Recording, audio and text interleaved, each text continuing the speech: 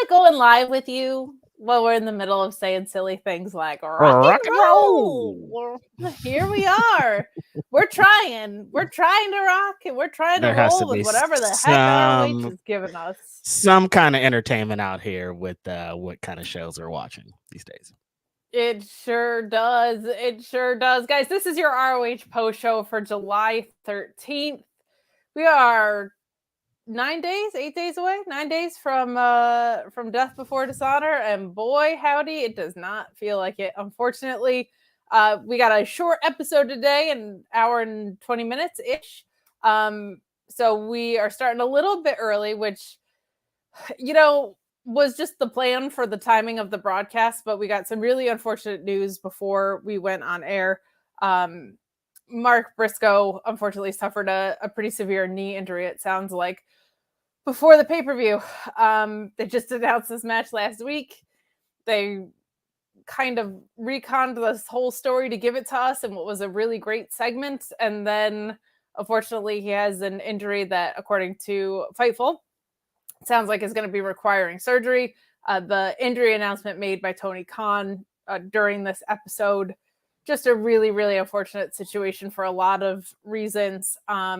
Obviously, any injury sucks, and a severe injury is even worse. And that guy has had a tough enough year. It just absolutely stinks. And selfishly for us, it stinks for this product. That guy is even though ROH, obviously mostly in the tag team division, but is putting together a soul run here. Had a TV title feud the last pay-per-view, was heading into a world title pay-per-view this time, right? I feel like at a time when this product really needs Mark Briscoe, this injury is really, really, really unfortunate. We'll talk about our thoughts on who might fill the place of that, but this is just such a bummer, man. And this was the only match on the card that was announced. Like, they're now uphill with 1 week to go. And it's a rough situation for the product to be in, but that is all so doesn't matter in comparison to the human being standpoint of this. So we hope Mark Briscoe is okay. We're going to get into everything. But guys, send in your super chats and your humper chats at humperchats.com. Please leave a thumbs up on this video as well. It helps people find us in the algorithm. And let me tell you, people are tuning out right now. So you can leave a thumbs up to help people find us in the algorithm, because people are getting impatient, and I understand it. That would be great. Shit. We'll also remind you to subscribe to FightfulSelect.com, please. If you have $5 to lay down on a monthly basis, it's the best $5 in the business. You get bonus podcasts like Ask Rhapsody, like myself and Alex Pulowski doing paywall pay-per-view post shows. You get The List of the Boy Goes On. You get Shawn's Q&A, as well as all the scoops you could possibly want. Shawn, pretty blanket rule, doesn't do injury updates and news behind the paywall. That's just kind of like an icky thing. So he doesn't do that. If you're looking for Mark Briscoe news, you don't have to go to subscribe to FightfulSelect.com for that. But you should subscribe for everything else. There's contract news. There's pay-per-view news. This whole week is stacked full.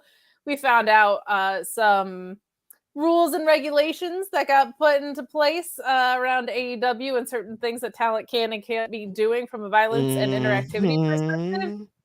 Yesterday, we had some news about maybe a little more pay-per-view action in AEW land as well. All that and more on Fightful Select. But speaking of needing more, ROH, not in a great place, and no one better to talk about it with than my favorite rap cinema enthusiast, Righteous Reg, who got lit up on Twitter by people who weren't following the product, and a great deal of agreement from people who are following the product. And today, aged like fine wine, my friend, for a tweet that you put out there. Man, out of all the ROH episodes that have felt like AEW dark, this kind of felt the darkest, because I feel like the in-ring didn't even have its chance to really, really take off with this episode. We are really close to a pay-per-view, and there is one story, kind of two. I think we know where Athena's headed. I think it's obvious, even though it wasn't set up tonight. But this is just not great. You compared it to AEW Dark. I actually liked AEW Dark. I didn't love it, but I liked it. But I'll tell you what doesn't work. AEW Dark, when you're paying $10 a month for it with champions and expected to buy a pay-per-view. That's just not a fair or reasonable way to run a product. This was a really underwhelming episode to me tonight, considering how close we are to a pay-per-view. What did you think of what we got overall tonight? Yeah, they took me to the woodshed for my little tweet earlier because, like you said, most of them don't even watch the show, or they took it out of context into. First of all, I never said that AEW Dark was bad. I think it was a great show, especially for a lot of careers. Like I said, my friend Will Hobbs, Powerhouse Hobbs, works there because of AEW Dark. So I never want to take away from that. I hate that people try to take that out of context, but paying $10 for AEW Dark, that would have been a whole completely different thing. If they just stopped that show and was like, all right, well, you guys now watch this show for $10, everybody would have said, no way, I'm not going to pay $10 for that show. It's a great show, but on YouTube for free. That's exactly where you want to go to watch it. This show today that we watched on Honor Club for $10, they took $10 out of my account, was an AEW Dark show on display, a YouTube show for $10. And that's just not fair to people that are trying to get invested in this product. It's not fair to the to anybody and to the people in attendance you're trying to force to stay after these 3-4 hour shows. It's just not fair to the wrestlers to have to wait 5 hours to have a match, and then the crowd's not into it because they've been here for 5 hours. It's not worth the people that probably potentially already purchased this pay-per-view and already purchased tickets going to a show that you don't know anything about. Preparing for a show you know zero, you don't know any matches, you know the people that are be there potentially they could not be there also. So it's very unfortunate. And at the end of the day, I do this podcast for 20 years. I've been a big huge fan of this product, the way that they produce shows. I say it now, say it again, there wouldn't be an AEW if it wasn't for the contributions that Ring of Honor made to the professional wrestling business. So for them themselves to do this to this company drives me crazy. I don't understand what's going on. I was like, you wouldn't even have been here if it wasn't for this company. And I've seen a couple of people being like, because there was rumors before, it would be better if WWE bought it. No, it probably would have been worse. I'd rather would have them just like nobody, just Tony bought the library and just showed the videos and the brand is dead. Because like at this point, I'd rather it be dead than you just keep bastardizing it into whatever this is that we have to watch here.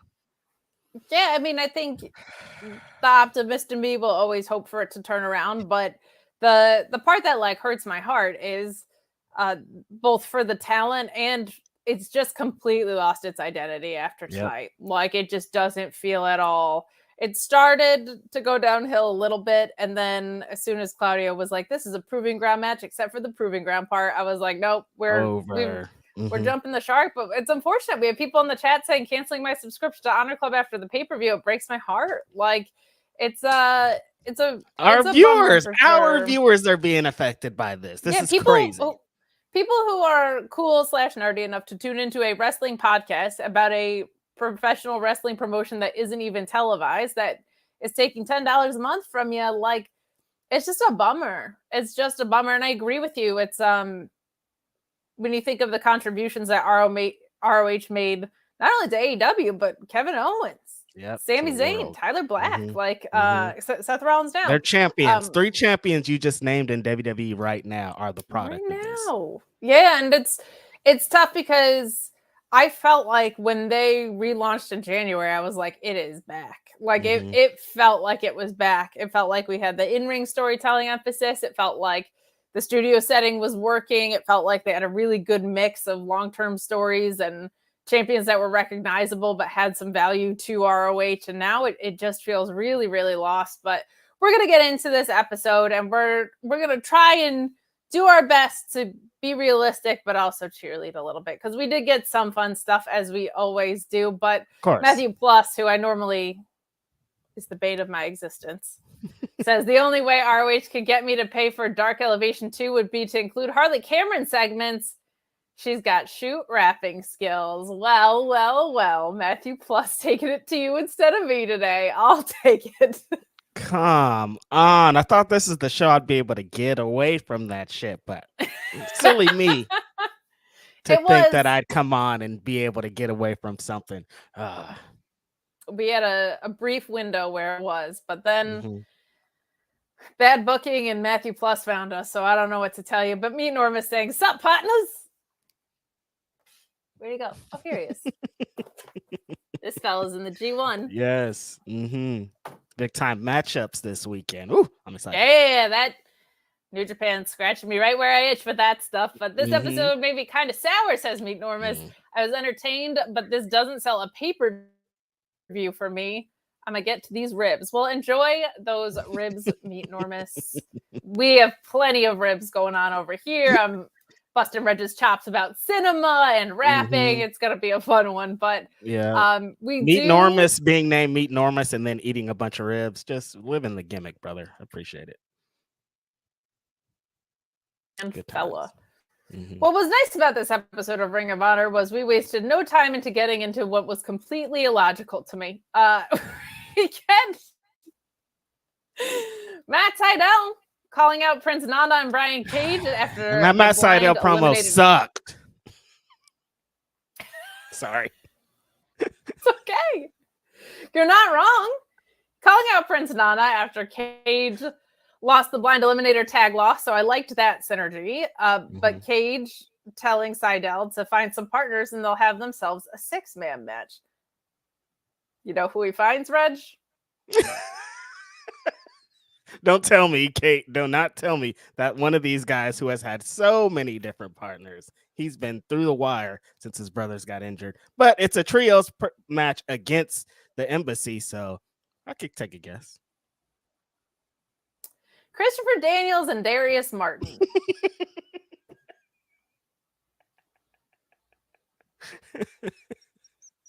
Darius Martin, who has been these. If ROH said we're bits, I would be completely in on the product. If they said we're just doing bits now, I'm in. Christopher Daniels, good, great, even. Darius Martin in another trio and mostly like losing a lot and not. What on earth? He's been in a tag team with Action Andretti and a trio with him and AR Fox. What is this? If you just needed to pick up a dude for a trio, you couldn't get cheeseburger for this? You couldn't pick up LSG for this one? Like this is it. Man, this just makes no sense. It makes no sense from the fact that I don't know if these guys ever really like interacted even on screen. He's in a different trio and a different tag team, and I've desperately wanted him to commit to one or the other, and now he has just hopped over to a different trio for a 6-man match for no reason. What on earth are we doing with this? This is terrible. Awful. And I feel like we've gotten this match a couple of times within the last couple of weeks. Like I was saying, Darius has been in the ring with Cage or Khan or Toa in some form or capacity 4 or 5 times. It feels like getting up to here. So it's like, why are you even? There's other guys back there that you could have, like you said, been like, well, why don't you help me? Or they could have had a whole nother team in there. And like I said, that Matt Sydal promo sucked. I don't even know. He was like they didn't give him any direction of what to say, or I don't know what happened there, but I didn't like it. And it was a crappy way to lead to a not very logical match again. Yeah, the promo probably sucked because this guy's trajectory has been, I'm going after the TV title. Wait, just kidding. I'm going after the trios title, and here's a guy I don't really talk to help me with it. How do you make a good promo out of that? My goodness. Not great, Reg. Not great. But I'll tell you what is great. Big Bill versus Serpentico. Okay, we get a fabulous little exchange here. We also get a great tweet from Jeremy Lambert who said the AEW like banned moves should be every move that's done to Serpentico, and I agree. Yeah. Serpentico should take no more bumps, and I am here for it. But in this match, he sure does. Big Bill hanging Serpentico up in the ropes before booting him.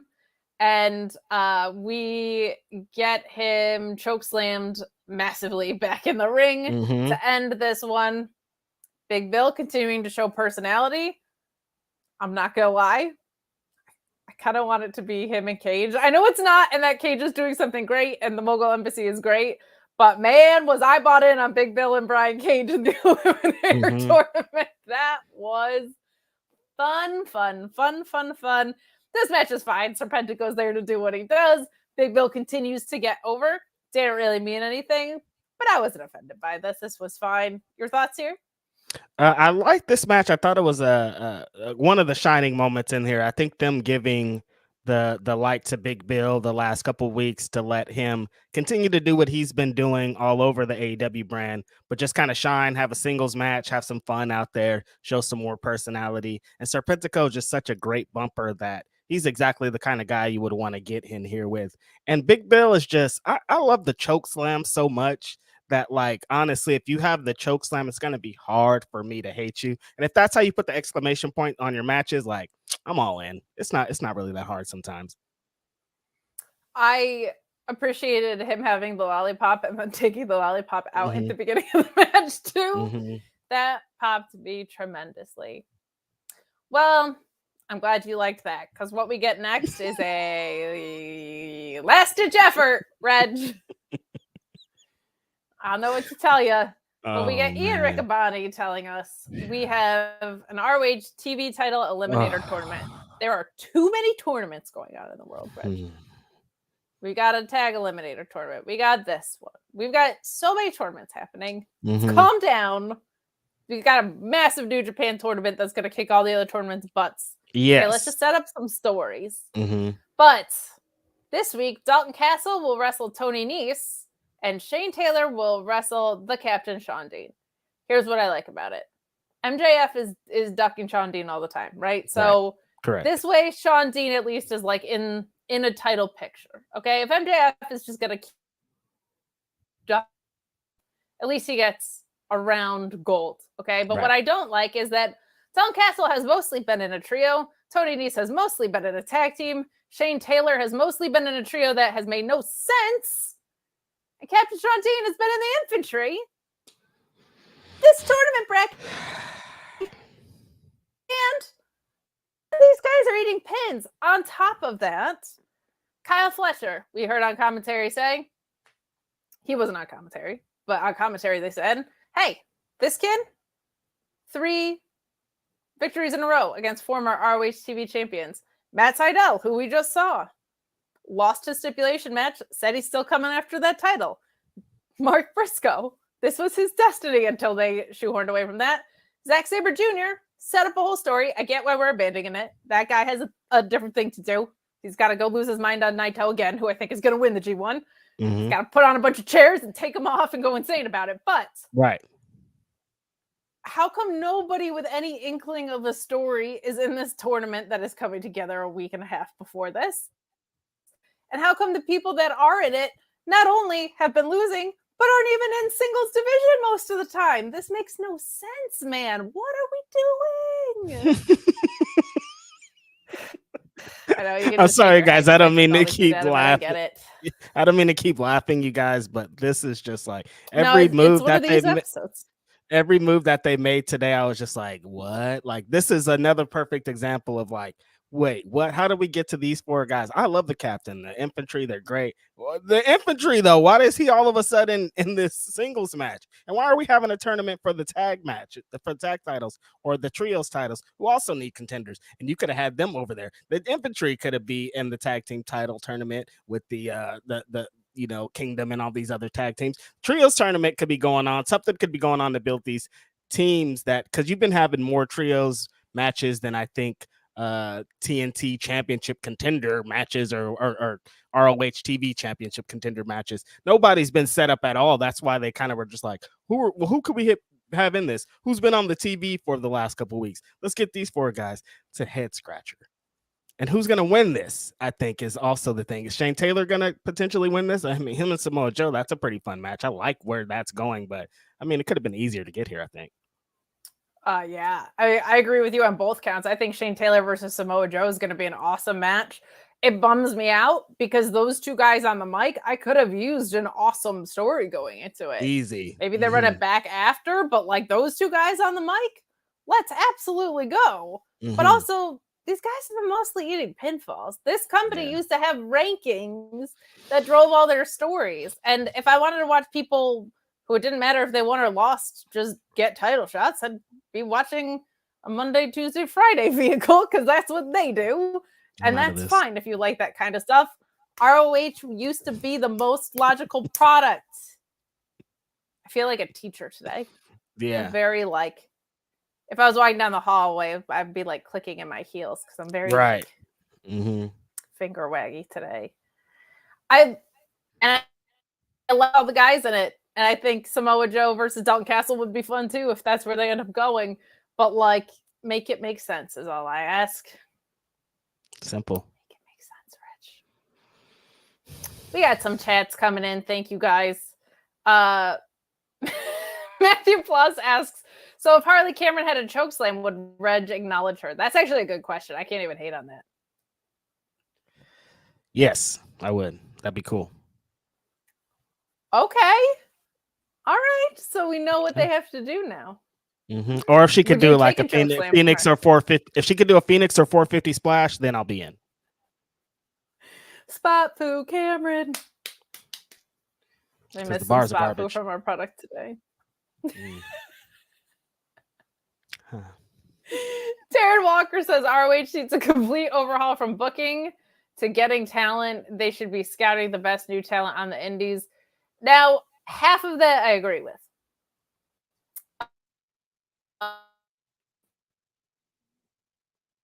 Should be largely a developmental product. And I think it should be a place where veterans who don't have a whole heck of a lot going on the main roster can go down and be of great value to younger growing talent. I do think they have some thin roster that they could go sign some people for. And I do think they should be taking care in who they sign in that regard. When Tony Deppen is back up and running, go sign that guy. Things like that I think would add some more identity to the product. But that's like number 7 on my list of complaints right now. It's not the talent. I think that you could put together a great show and ROH be exactly what we want with who they have now if they just presented them in a different way. We wouldn't even care about the 4 of these guys being in this TV title tournament if they were built up and telling some stories and not eating pins and kind of having some momentum behind them. We'd be like, yeah, go for it. We don't not like these 4 guys. We like these guys a lot. It's just like, why though? Yeah, and how did they get chosen for this tournament is a very, very odd thing. Shane Monster saying in the chat, ROH had the best rankings, pick a title, and that's your division. Yes. So for those of you who weren't watching the product, if you wanted to compete for the pure title, you were in that division and your rankings were reflecting for the pure title. If you're going for the world title, that was the deal. So that I think was so helpful in delineating that because we've seen rankings get really messy too. And ROH wasn't perfect, but it was pretty damn close. And I don't really follow MLW that closely, but from my understanding, they do a good job too. So there's ways to do it. But man, oh man, they could use something. Some anchoring force of the ROH identity would be nice. Please. Christopher Spire saying, why we think ROH not going to become WWE CW. Listen.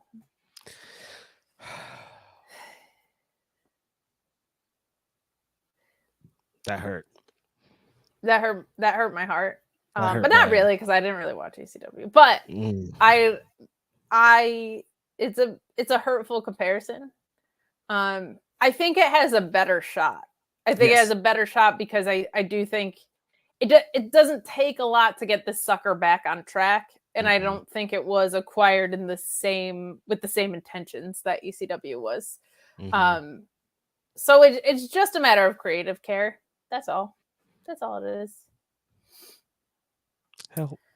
Okay, we move on to Athena versus Ava Lawless. And man, Athena, I feel like your MVPs are Athena, Dalton Castle, and the Kingdom, probably. Like those are your MVPs. One of them has the title. But this gal is killing it. I wish we had gotten, since this was an hour and 20 minutes anyway, like a real match here with Ava Lawless, but we don't. This is supposed to be a proving ground match, I think. But Athena locks in the crossface to score the quick submission here and holds on to it after the bell, dropping Lawless on her face onto that. Like, I love that. I love brutal beatdown Athena. Mm-hmm. It feels like Willow is being set up to beat Athena in the Owen, and then we'll be challenging for this, right? Yeah. Have come out here, maybe cut a promo. Have Kira Hogan sniffing around things still. Like, Athena's the best. This was just another squash. You have a pay-per-view in a week. Like, I don't know, man. I don't know. Anything on this match thing, kind of? Yeah, it feels like they're building more towards the Owen match than they are towards Athena having a credible challenger for her title next week at Death Before Dishonor. I think Diamante maybe is like the only one besides like Willow that has any kind of momentum going into this or has been being set up to be in this match. But yeah, I kind of agree that it feels like they're setting up Willow to maybe defeat her for the Owen. And then that's going to lead to a match next week at Death Before Dishonor, the rematch of one of the best matches of the year, Athena and Willow, for the Ring of Honor Women's Championship. Could Willow win? That would be very interesting. I know we all don't feel like it's Athena's time at all. I don't feel like it is one bit. But I guess you could kind of tell the story of she's trying to show Willow, I'm coming for you. That's why I kicked this girl's ass. You're up next, which is it kind of works. But paired with she's been doing a lot of these squashes, and we've been seeing a lot of them on Ring of Honor TV. It kind of feels like, oh, another one. So it's another frustrating thing. But out of this is going to come a great Athena and Willow match, and another great Athena and Willow match, I'm sure, next week if it is for the championship. So there's a bright light at the end of the tunnel. Yes, I feel like the in-ring is something we always get to look forward to with ROH. Like, always going to be great, but that's just not enough to make people want to buy a pay-per-view. Like, no. The whole thing with pay-per-views is that they are pivotal points in storytelling and either wrapping them up or sending you on some sort of swerve for them or whatever. A bunch of really great matches just kind of ain't it. Like, Forbidden Door was working across two different companies and had better stories going into it. That's not great. Not great. But Voodoo Child 262 saying, trying to be positive. Thank you both for being awesome. Well, thank you. We're trying. Appreciate it. We're trying over here. We acknowledge our forever champ Athena. We absolutely do. Any predictions, hopes for Death Before Dishonor? Well, let's get into it because we got a wide open card for sure. But with Mark Briscoe being out, what do you think is the logical next man up for Claudio? I'm like, coming out of this show, Big Bill. Really? I'm like, that's the only one that feels like they've been being built up for this last couple of weeks that could potentially be a challenger for Claudio. And I mean, at this point, I really wouldn't hate it, but I just think maybe considering the circumstances, considering how we kind of got here, and considering we're pretty late into the build of this, maybe just like some surprise big name that kind of will fill that void. There's a bunch of people that you could bring in here that would get a big pop, a big surprise, a big kind of boost for this pay-per-view. If they can get that deal done or whatever and make it happen really quickly and announce it, I think it could be a boost for the pay-per-view. So but I mean, on that front, who else would Eddie Kingston send? That's what I'm trying to get my head around. Do you know what I mean? Like, who is the guy that Eddie Kingston would be like? Who's? I mean, next? that one's a pretty easy one, and would actually be a great thing, and would tie into all of this. Former Ring of Honor World Champion, one of Eddie Kingston's best friends, Homicide, would be a great position here. I mean, if Eddie Kingston would send anybody to beat somebody's ass, first person he's calling besides Mox is gonna be Homicide. So Homicide fills that role. He has history in Ring of Honor. He is probably in the same boat as Eddie Kingston as hating Claudio. If your friend hates somebody, you're gonna eventually hate him too after a while. So yeah, there you go. I'm just wondering if I know he's not in the G1, but I know he's been working New Japan, so I'm wondering if he's over there, but that would be really, really fun. Like sending Homicide to ROH as a former champion against Claudio. Man, that could be a really, really fun last minute thing if they could pull it off. I like where your head's at. Let's assume we're getting Athena and Willow for the sake of conversation and probability. And I mean, what are we doing with these tag team belts? Are they even being defended at the pay-per-view? Like, I swear, Kate, I legit forgot that they were tag team champions until that moment. I was like, oh yeah, the Lucha Brothers are the tag team champions. You wouldn't know. They don't tell us. They don't show us. They don't do anything. It's the Kingdom. I have to remind myself every week it's not the Kingdom. 1000%. They've been talking, acting, and walking like they're the Ring of Honor World Tag Team Champions. So if you don't pull the trigger and make them the champions at the pay-per-view, what the hell are we doing here? So that's who should be in the title match, like no question about it. This is a consistent issue with AEW that when they're AEW specific talent, and I know ROH is in their own backyard, but this happened with New Japan, with FTR not defending the belts, with Kenny Omega not defending the US title. Like they've got to they don't have to, they can do whatever the hell they want. But I would hope that there's a little bit more intent with what those are going to mean moving forward if they're going to have other people's belts hostages, because it does gum up other promotions. Like it did it with New Japan, it's definitely doing it with ROH, and it's even more maddening because we've said it week over week. We've seen the Lucha Brothers on this program just not having tag title defenses. So put them on the most active non-champion champions that there are. The Kingdom is walking the walk and talking the talk.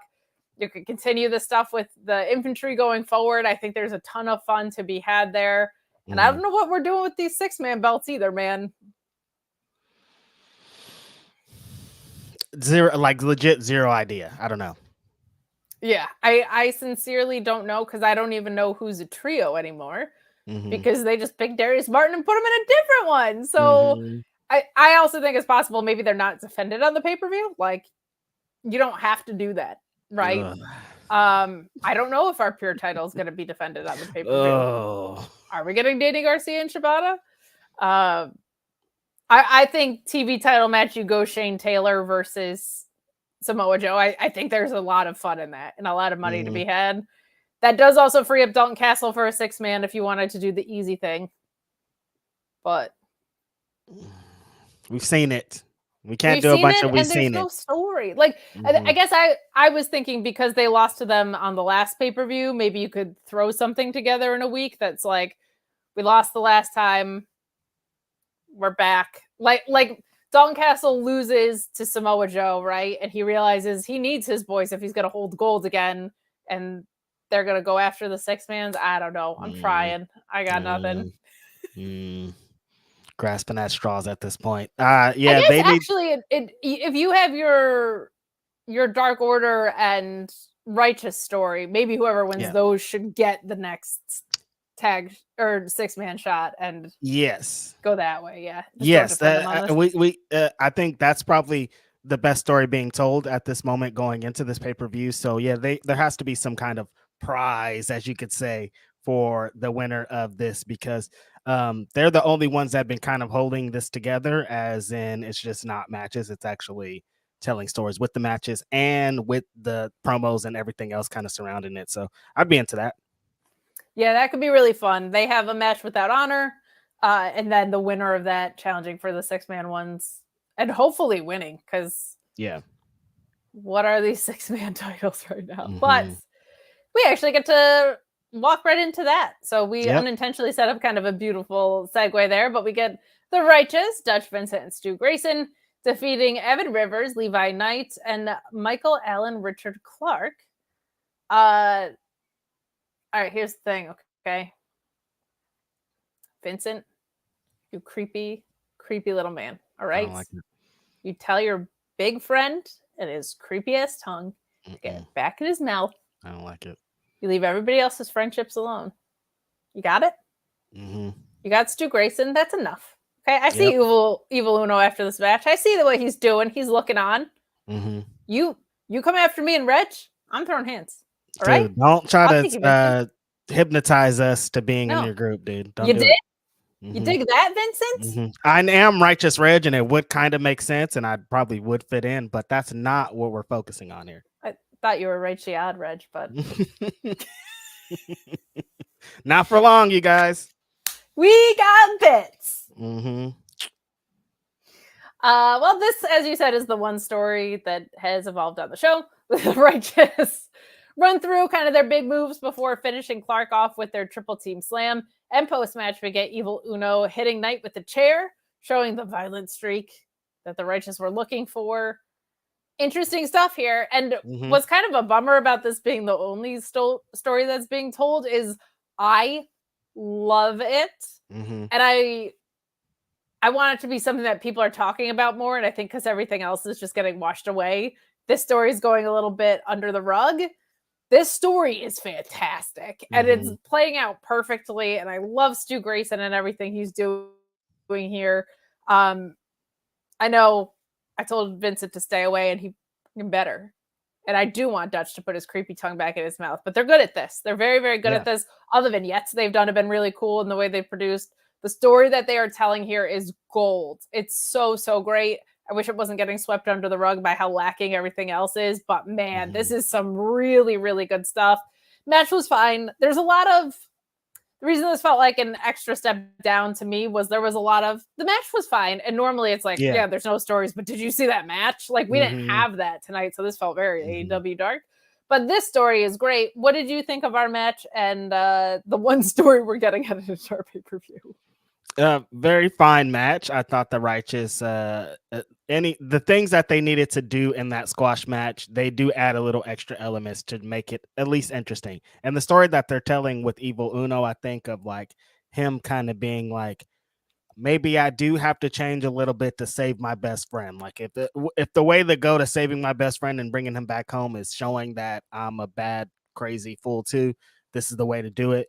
Great hard chair shot he gave and giving up the chair and being like, look, this is what you guys wanted. I'm giving it up. Still, you still know where your home is, and that's next to your best friend over here. So yeah, great story that they're telling. I think everybody's playing a very great role. Stu Grayson has looked, even in the short amount of time that he gets, he always looks so great, and it feels like he's getting even better as a talent week by week. So coming out of this is, again, what I'm most interested in is maybe seeing him veer off from all these people and just kind of go on a solo run, get into that pure division, be one of the contenders for the Samoa Joe ROH TV championship, and just kind of get his little run. I think this is a great way to get him in front of more eyes, get him to tell more stories, and get him to be a little bit more interesting character. So yeah, I'm super interested in this. I think their match at Death Before Dishonor is going to be really fun. I think they could put together some really fun stuff, and I'm interested to see what the finish is, to see how they kind of I don't want to say wrap the story up, but put some more to it. Sure. And it is interesting because I think we said this a few weeks. I could see it going any of the three ways. Like, I could see him staying with the Righteous. I could see him breaking out on his own. I could see him going back with Evil Uno. That would make me really happy because, like, Evil Uno is just kind of kicking around right now. He, I thought, was great in this. Like you said, the chair shot at the end was great. His antics kind of at ringside, he looked really badass too. Like, he looked like he was there to do what he was supposed to do. We got some more chats. Thank you guys for sending in chats. I know we don't like to be sour on this product. That's a Tuesday night gimmick, but we do got to call it like it is. And we are rooting for this product to get better, but it does feel like it's lost its compass a little bit right now. Shane Monster, who's always awesome to us, saying, well, things seem bleak, Kate and Reg, but Dalton is over AF. Put him versus Claudio. I don't hate that. That would be fun. You know what I miss? Quinn. And week by week, I'll tell you what, as we've been headed down this direction, I've been nostalgic for Quinn McKay. I've been nostalgic for just anything. I'm just nostalgic for Eli Isom, man. I'm just nostalgic for just fragments of my old ROH because I loved that product. But Quinn McKay, great at her job. I don't watch Level Up. I think she's mostly doing work on there, but she was fantastic. She was such a big piece of the ROH identity. very happy we have Ian Riccaboni and Caprice still around and Bobby Cruz, but yeah, Quinn was great. I will say they're like the best commentators ever. When you do stuff like undercut all of their great work with tag eliminator or with eliminator tournaments for TV titles, it's really diminishing. They're so great. And then when you go and do things like rip out the fact that they pointed out that Kyle Fletcher has 3 TV title champion wins, like when you go back and undo all that work and you have them putting over cities you're not supposed to be in, like it diminishes the quality of what they're doing, and it's not because of their work, which is a bummer. But RH saying, I have a high hope that AEW media rights get negotiated too with ROH on Max. Bigger budget, ROH gets its own separate creative and final from Tony Khan. Also, it's always great to see you two. Well, thank you, RH. That would be neat. I would love all of that to be true. Kind of believe it when I see it at the point we're at now, because I feel like I've been extending this imaginary deadline I've had in my head further down the road. If you are... Everybody, I see a lot of people saying that. And I like that people have high hopes. If you're selling a product to someone to try to get them to stream and you show them this fucking show, they're gonna throw that shit out the door. If this is a part like, oh yeah, we also have this, they're gonna be like, no, you guys can keep that shit. What the hell is this? There's no way that this is ever gonna be featured on Max. It's gonna stay exactly where it is on Ring of Honor Club, and it's never, ever, ever going to get a TV deal. We have to stop that right there in this track. There's no more TV deal here. You see what's going on here. That time is over. They have 3 TV shows already. It feels like it could be a TV show on the Max streaming service, right? Like it's still on streaming, but it's under the Greater Border umbrella or whatever. I think that could be really cool if everything got absorbed into each other. But to me, it would be helpful for them to go one of 2 directions, product aside, from like a rights deal. This is a television show. I'm okay with that. I think it needs to either move to Max and get a legitimate effort behind it, or I think you need to build out Honor Club to include New Japan content. Something you got to put something more on the bone with Honor Club, because nobody's paying $10 a month for just the show, and you remembered to put up the Samoa Joe and CM Punk trilogy a couple weeks before the match. Like, it's not. Now I have a little bit of patience for Honor Club because there are a lot of things that had some really not great commentary and some things that you might not want to put up in the raw form.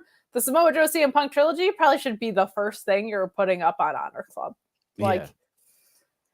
So we move along, but I like your optimism. I share some of it. I don't think to that full of an extent, but they got to turn this little product around if they expect there to be more investment in it.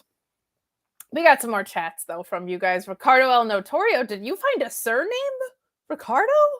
Saying Jake Hager versus Von Wagner, book it, coward. How dare you? What? How dare you come in here with that? Ew. Band. I liked you better when you didn't have a surname. Me too. That's a gross match. Me Norma said that Athena needs to hold the belt longer than Roman. I don't know about that, because I don't know. Let's calm down. I'm glad your ribs were clearly leaked up, which I respect. But I do. It is one of those ones where I'm like, I love her with this belt. I could see her never losing it. But at the same time, when she's this good, you got to put her on the main. Like, you got to put her in AEW, especially with Jade being gone right now. Like, I just feel like there's nobody on the AEW women's roster right now that's like vicious and just kind of like mowing bitches down. I feel like Athena could be that. Chris Statlander is having like she's mowing through people, but she's having really full matches. Like it's the brutality that like Jade was like 3 moves and done, or like how Athena is just destroying people. Like I feel like we don't really have that on the women's roster right now because everything's so outcast heavy. So I miss that. I miss that. We got Matt Reichel saying, "My heart breaks for Mark Briscoe." Ugh, me too, man. I was actually quite emotional about it earlier, saying, "Can't wait to hear what you guys think. Oh, who you think that Claudio is going to face." We kind of covered that already, but appreciate the support at the pay-per-view. New Japan in August. Best DK. Yes, I'm looking very, very forward to the Juniors All-Stars that is coming to the 2300 arena. Because guess what, Chicago? I get one. Got it, Chicago? You don't get everything, Phil Lindsay. See it? All right? Relax. Chicago doesn't get everything. They just get 90% of things. They just get most of the things, not everything. They just get like 87 things. We've got Leyla Hirsch defeating Bambi Hall. Very nice to see Leyla Hirsch back in action these past couple of episodes. She's so good, man. And when I first found out about her, she was doing a lot of intergender matches, and her strength is part of what drew me to her. I call her Little Lady Taz all the time because she's just like suplexing people who are 3 times her size and stuff. She's so awesome. She gets the win here, as you might expect. Bambi Hall hits a corner charge, but Hirsch fighting her off and hitting a German suplex and locking in the armbar here. Nice looking armbar. Love this. Love Leyla Hirsch feeling like a big deal coming back into this division. Probably could have been a Kiera Hogan match instead to keep that going.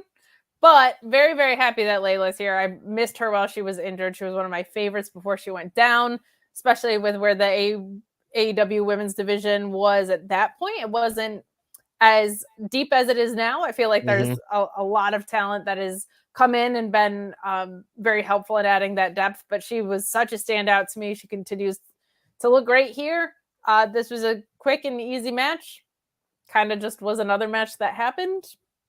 Very happy she's back. Not a lot to say. Yeah, with Leyla Hirsch, I could see, let's go out on a limb with this. They booked the Leyla Hirsch versus Athena match, and Leyla Hirsch beats her for the Ring of Honor Women's World Champion, and Athena moves on to the main roster of AEW. Just kind of a like, because maybe I don't want to get to somebody earlier that had the chat about Athena beating Roman, but I don't want to get to that point where it's like, well, who can beat her? And we have to like keep thinking of like, well, this person shouldn't beat him because this person shouldn't beat her because this. And then we just kind of get in this loop of like Athena just keeps continuously beating everybody because they don't have anybody to beat her. Maybe we just beat her and move on. We move forward and we let her go kick ass up here. We let Leyla Hirsch, because she did have a lot of momentum before she left. I thought she was one of the main women's wrestlers in AEW that people were getting behind. So maybe we just kind of continue that. We just move forward with this and we could kind of tie up some stories. That's just a kind of crazy throw that one out there just because I think she's pretty popular and she could get that momentum back really quickly with, like you were saying, her move list, her move set, and her strength and just her little charisma that she has. I think could be a good way to go. I don't know. We're just throwing spaghetti at the wall at this point. Well, so are they. So as good of a toss as any, but I could see her being a champion very soon. But even if she's not, her feeling like a tentpole in this women's division is good. Like, if Willow goes over, that's awesome. If they keep building Diamante to be the one instead, like, I think Leyla Hirsch just having the work rate that she does and doing what she can in this division will be a very, very good thing. So here's hoping. She said she's sticking around, which kind of rules. So I will take it. We got our first ROH TV title eliminator tournament semifinal. You know, because this tournament is already in the semifinals as it starts, but we get the future Emmy Award winning Dalton Castle. My God, did he pop me with that promo when I was like, this episode stinks. He's like, I'm going to come out here and tell you that I'm going to win an Emmy. And I'm like, you know what? I believe you. I'm in. He defeats Tony Nese here, who calls out the smelly Regina crowd. Got to get those last jokes off, man. Right before they were leaving Regina. I respect it. But Castle drops Nese with the bang ring to win. Moving on to face, we're going to find out later, Shane Taylor, but a good match here, actually. I really like Dalton is so silly and fun, but he's really strong. Like he had some suplexes in this where I was like, all right, Dalton, damn. Really, really, really fun stuff. This was a good match. It was a great semifinal for all the build it had, but good stuff. At least like we got some really solid in-ring here that didn't just feel like a match. Like these guys went out there and did what they could. Really fun. The shenanigans from the outside didn't come into play here, which was really nice. I like Dalton winning here. Dalton versus Shane Taylor. We'll talk about it in a second. I think that'll be a fun finals for this extremely extensive tournament. Yeah, really strong work here between these two. I mean, Tony Nese has been putting in a lot of great work the last couple of weeks. I think the gimmick little thing he's adding on with the I'm buff and you guys are fat, Rick Rude type deal is great. Great for his character, adding an extra element. I think we all kind of knew where this match was going to go. We all kind of knew Dalton Castle was going to be the one to move on here. But yeah, fun, solid showed that Dalton Castle is one of the premier solo singles wrestlers that they have out there. Former Ring of Honor World Champion. We've seen him so much with the boys, this kind of new Ring of Honor run, that you forget that his personality. And for a while, he was one of the most over guys in Ring of Honor. And I think he could bring kind of that nostalgic Ring of Honor thing we're looking for back. So him being in this tournament is pretty good. And I think it's going to be some good times in the finals with him and who we will talk about very soon, Shane Taylor. You're adorable when you try so hard to be positive, but I'm trying. A sour mood. I know it. It ain't easy. This is why on Tuesdays we end up singing songs and doing impressions. Seriously. Me Norma said $5 for Dalton Castle's Emmy run. I got 5 on it. The homie actually just shows up every week. Is stupendous at his job. He is as evergreen of an over talent as Orange Cassidy might be a steep example, but in a similar way.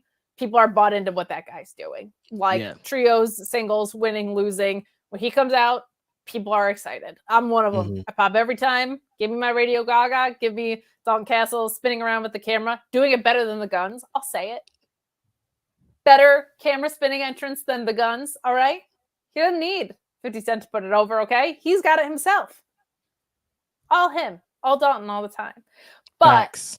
It is really impressive how even in this very, very murky time in ROH right now, I'm pumped to see that guy. Like it's really, really refreshing. And we move along. We get match 2 of our TV title eliminator tournament. Get them back to back, which I kind of like, to be honest. Like, me too. Kind of like that. I was like, all right, now we know what the finals is. This match I ended up really liking. I think this was probably my match of the night. It is the captain, Shawn Dean, versus Shane Taylor. I thought this was a whole bunch of fun.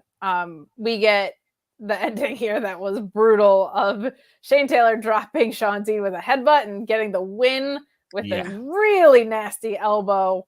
But this was just really well built. Like I think that Shawn Dean did such a great job of not that Shane Taylor needs the help, but like selling like, all right, this is a big dude and I got to find a way to beat him. Like he was very calculated in his approach, even though it didn't pay off. It just felt like he was very much telling the story of I've got a game plan and I'm going out there with my game plan. Shane Taylor, just too much to overcome here, but I really liked the way that they put this match together. Credit to Shawn Dean, who obviously like this is not what this tournament was not like something that was on his radar. I don't think he's been doing stuff with the infantry. For him to step in this role and give that kind of selfless performance to Shane Taylor, who again didn't need it. He's fantastic. He's hard hitting. You've sold me on him and Samoa Joe. I'm in for that match. But really, really good stuff here. What were your thoughts on this? Yeah, really solid work, I think, from the both of these guys. Just kind of flung into this tournament. Shane Taylor is actually kind of one, besides the things that he's been doing recently, who does kind of have a dog in the fight, some kind of attachment to being in this tournament. I mean, he never stops saying that he's the greatest TV Ring of Honor TV champ of all time. He never stopped kind of boasting what he did before and wanting to get back to that prominence. So him kind of getting a shot over here is really cool. And I think the thing that they really need to do is, like you said, Shane Taylor and Samoa Joe are great at promos. Give Shane Taylor the mic, let him sell this. You don't even need a lot of time for this. Next week, have a mic in this guy's hand, let him talk. He doesn't need a long time. You will get him into this match with Samoa Joe. Samoa Joe, also very easy. Give him a mic for like a minute. We'll want to see this match so bad. And then when the match happens, they're too hard hitting. I'm sure Shane Taylor has wanted this match for a really long time, probably modeled a lot of what he done in his career off of what Samoa Joe built. So that's just a great match right there. And Shane Taylor, again, has a history of as a champion, has a stake in this, and could be a potential foil for the great Ring of Honor TV champion Samoa Joseph. Yeah, I think this is going to be, I mean, we'll see who Claudio ends up with, but I think this could be the thing on the pay-per-view that makes it feel like pretty special. Like I think this could be really great. And I think if there's anybody who can snap together a 1 week build, Samoa Joe and Shane Taylor are it. And especially with products like Ring of Honor, I actually generally don't love super long stories going into pay-per-views. I just don't want an entire card built in 1 week. But with such an in-ring heavy product, like you generally don't need that because you're like, this guy's been winning. He's challenging for a title shot. Like clean, simple. I don't need extensive builds. I just need, any matches that week ahead of time. But if anyone's going to sell me on a quick build like that, Samoa Joe, Shane Taylor, the Eddie Kingstons of the world, like that whole Eddie Kingston CM Punk build was like 2 weeks. When that was one of my favorite matches of the year that year. So I'm confident that if anybody can snap something really cool together, it is those two fellers there. Guys, we are coming down the home stretch. Get in your super chats and your humper chats. We've got Cresta Star and Joel coming on, of course, to do the Impact post show. Looks like they had a fun little card tonight. They've got some good stuff brewing over at Impact. Yeah, I think they're going to have more fun talking about things than we are right now, but we'll get them back. You know what I mean? It ebbs and flows. They're going to have like 6 specials that they have to do every week. It's a lot going on, but Impact telling some really good stories right now and some really wonderful talent getting some shine over there. I'm excited that they've kind of found, I think, their place in this crazy wrestling world, Rich. Like they've carved it out after decades of tumultuous ups and downs. The Scott D'Amore era settled in. We'll also remind you to leave a thumbs up on this video. More of you are watching now than you were last time I reminded you. So thank you so much if you wouldn't mind doing that. As I said, people are tuning out left and right. So if you could leave a thumbs up to help people find us in the algorithm so that Reg and I can still get paid, that would be neat. Shea Monster saying, just Masha Slamovich and Killer Kelly alone, setting the world on fire. Let me tell you. Also, we are closing in on 100,000 subscribers here on Fightful, which is awesome. Shawn has been making more of an effort to put subscriber-specific content up. It used to just be like, hey, subscribe so that you get notified. But we're putting up some interviews and some subscription-specific things. So subscribe. We're closing in. We're closing in on 100,000. But do all of the things. Give us your money at Fightful Select. Leave a thumbs up. Give us your money in a super chat or humper chat. Stick around for Joel and Cresta. I'm asking a lot of you today, but you know what? It was a tough little episode to get through. All right, my friends? I need it. We need the support today. Just a little bit of help, you guys. Clink, clink, clink, clink, clink, clink, clink. I get by with a little bit of help from you Fightful faithful. Thank you. This next match is probably more fun than it should have been, to be honest. It's easy to forget how good the boys are, but Brandon and Brent had some fun in this against the Kingdom. Another complaint. Where'd Stokely Hathaway go, man? Where's Stokely? Where'd he go? Can anybody book a Stokely Hathaway managerial reign right? Please? Somebody? Please. This guy is like the best manager in wrestling, and he can't buy a TV minute, man. I sincerely think that. I think he is the best on-screen managerial talent they have. I feel like there's been kind of a de-emphasis on managers in general. Like Smart Mark kind of bounces around. Arn has Wardlow sometimes and always his Glock. I said that on Twitter. Like, so I just love managers in general too. Like it's one of my favorite things in wrestling. So I hope there's a re-emphasis, but commentary sold really hard that Jerry Lynn was a part of Maria Kanellis getting cleared. Yeah. And that Maria wasn't there because, she had said that she was injured and couldn't fight. So I appreciate that. People in the chat say, what about Heyman? Heyman is undeniably a phenomenal manager. My appreciation for Stokely is how quickly that guy can go from hysterical to extremely serious and effortlessly sell you on both. It's like flipping a switch, but not Stark at all. Like he's just a great manager in that way.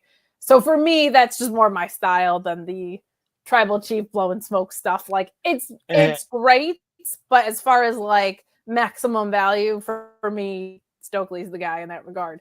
And Heyman's the god. He doesn't. You can't really compare to Paul Heyman. It's Paul Heyman. Come on.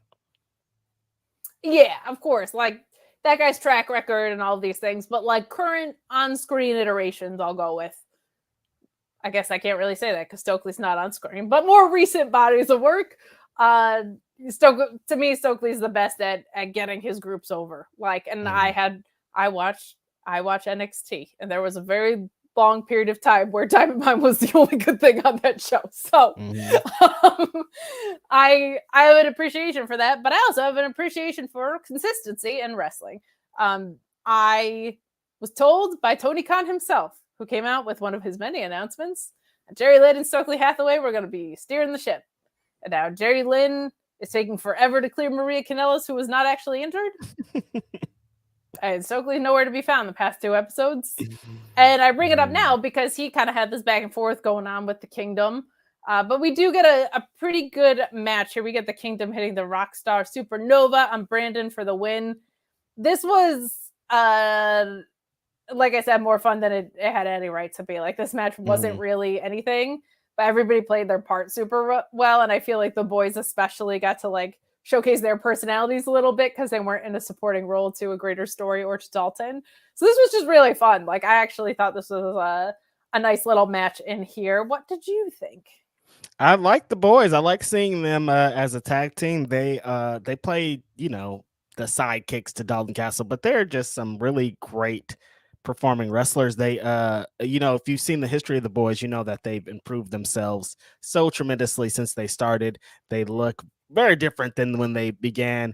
They are a force to be reckoned with, and it's great to see the Kingdom, who we said should be the Ring of Honor tag team champions, on this show, getting able to show why they should be the Ring of Honor tag team champions, and show that the defending tag team is always here and ready to go. They have to be the next Ring of Honor tag team champions. They have to pull this trigger next week at Death Before Dishonor, because they've shown for many, many months that they should have came out of that ladder match as the tag team champions, because they would have added some even more prestige to this long lineage of Ring of Honor tag team championships. And just because they're there all the time, I think more importantly, let's just see these Ring of Honor tag team champions on TV. Let's get some contenders matches. Let's get some title matches. All these things that the Kingdom would be doing. So if they're not being set up, and if some random other tag team happens to get a title match, I'm going to cry on the show. I'm going to cry. You heard it here first. Reg is going to cry if the Kingdom doesn't win. So I'll probably join in. I don't even need them to be champions because they're around all the time. I need them to be champions because they're around at all. And would be defending those championships. But one thing that's really great with the Kingdom too is they work heel, so you can set up baby faces to chase. It's just a very easy way to get things moving after this dry spell. Like I think that could be really good.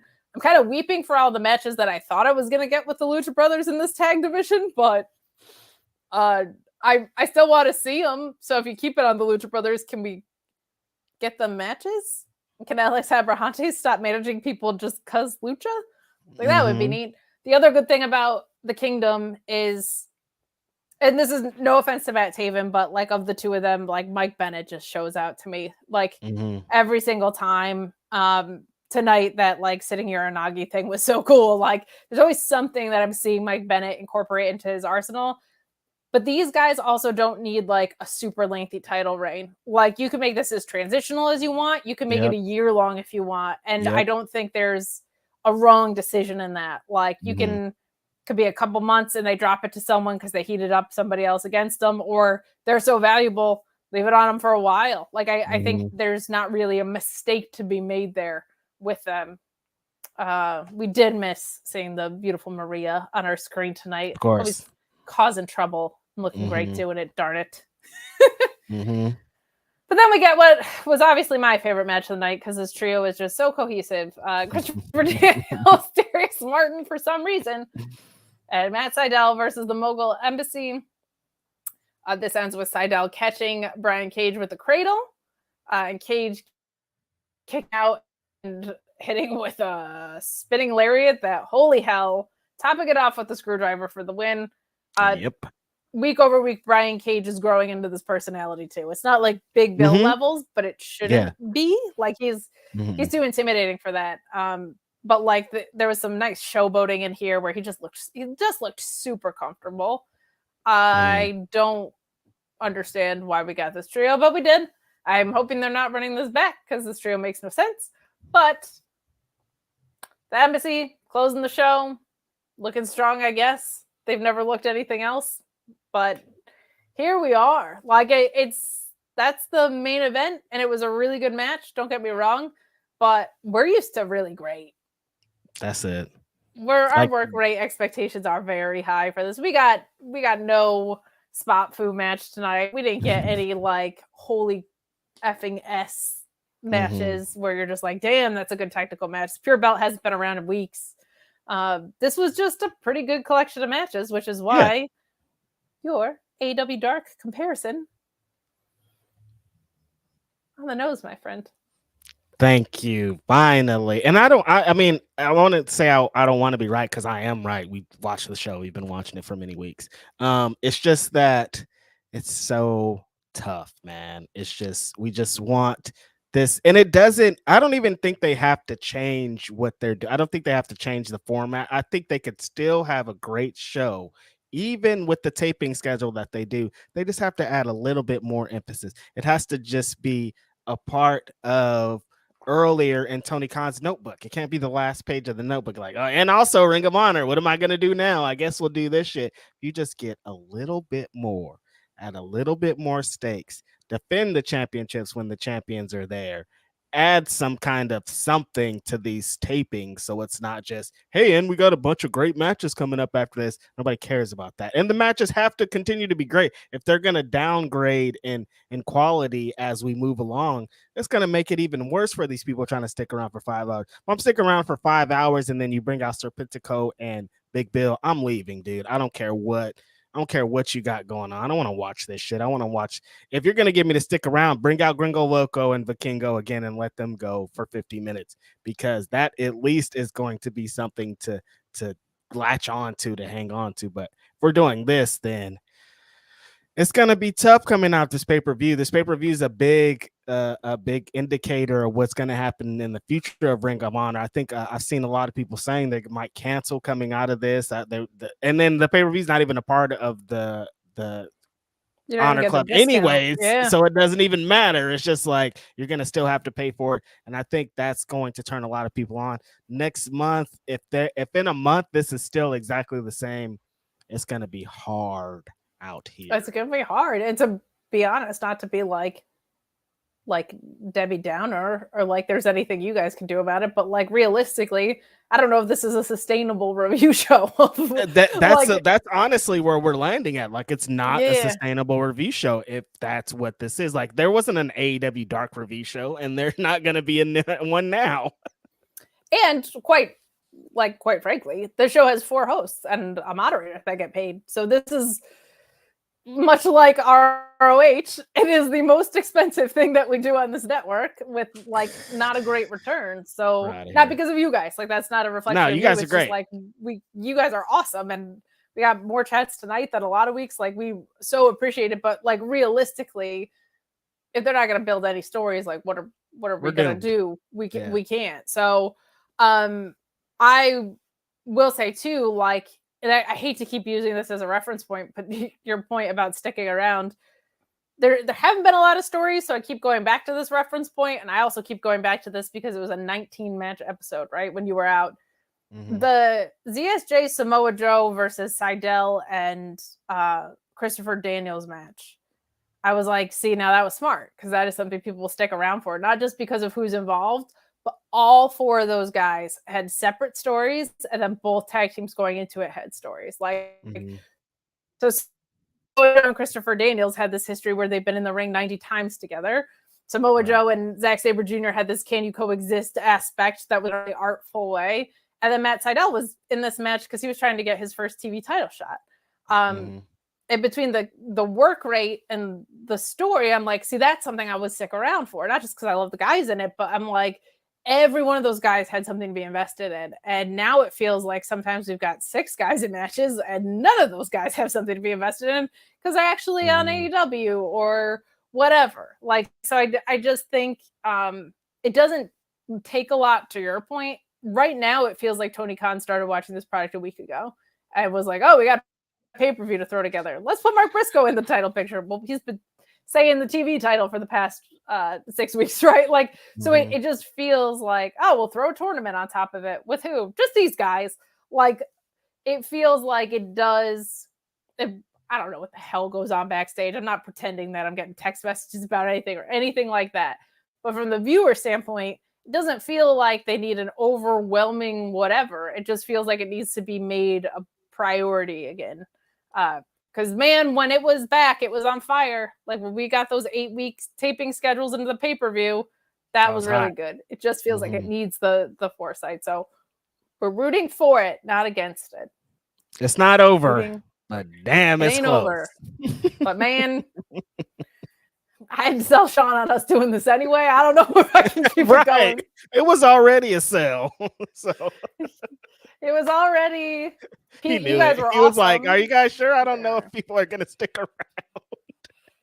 I think because there were people requesting us, like, which was special and fun. People were like, "Oh, Kate and Reg love this brand. Like, please put them together." Like, when that happens in the chat, that's really cool. And we already did have the Impact stream going, right? So it's kind of fun that we get to do this handoff, which will be happening soon. I know Access was having some outages, which is not great. But I think it's accessible. Is it still accessible on YouTube for like $1 or whatever? Aren't they doing that gimmick? Yeah, but it starts later than the regular show does, I think. Okay. Yeah. So, all right.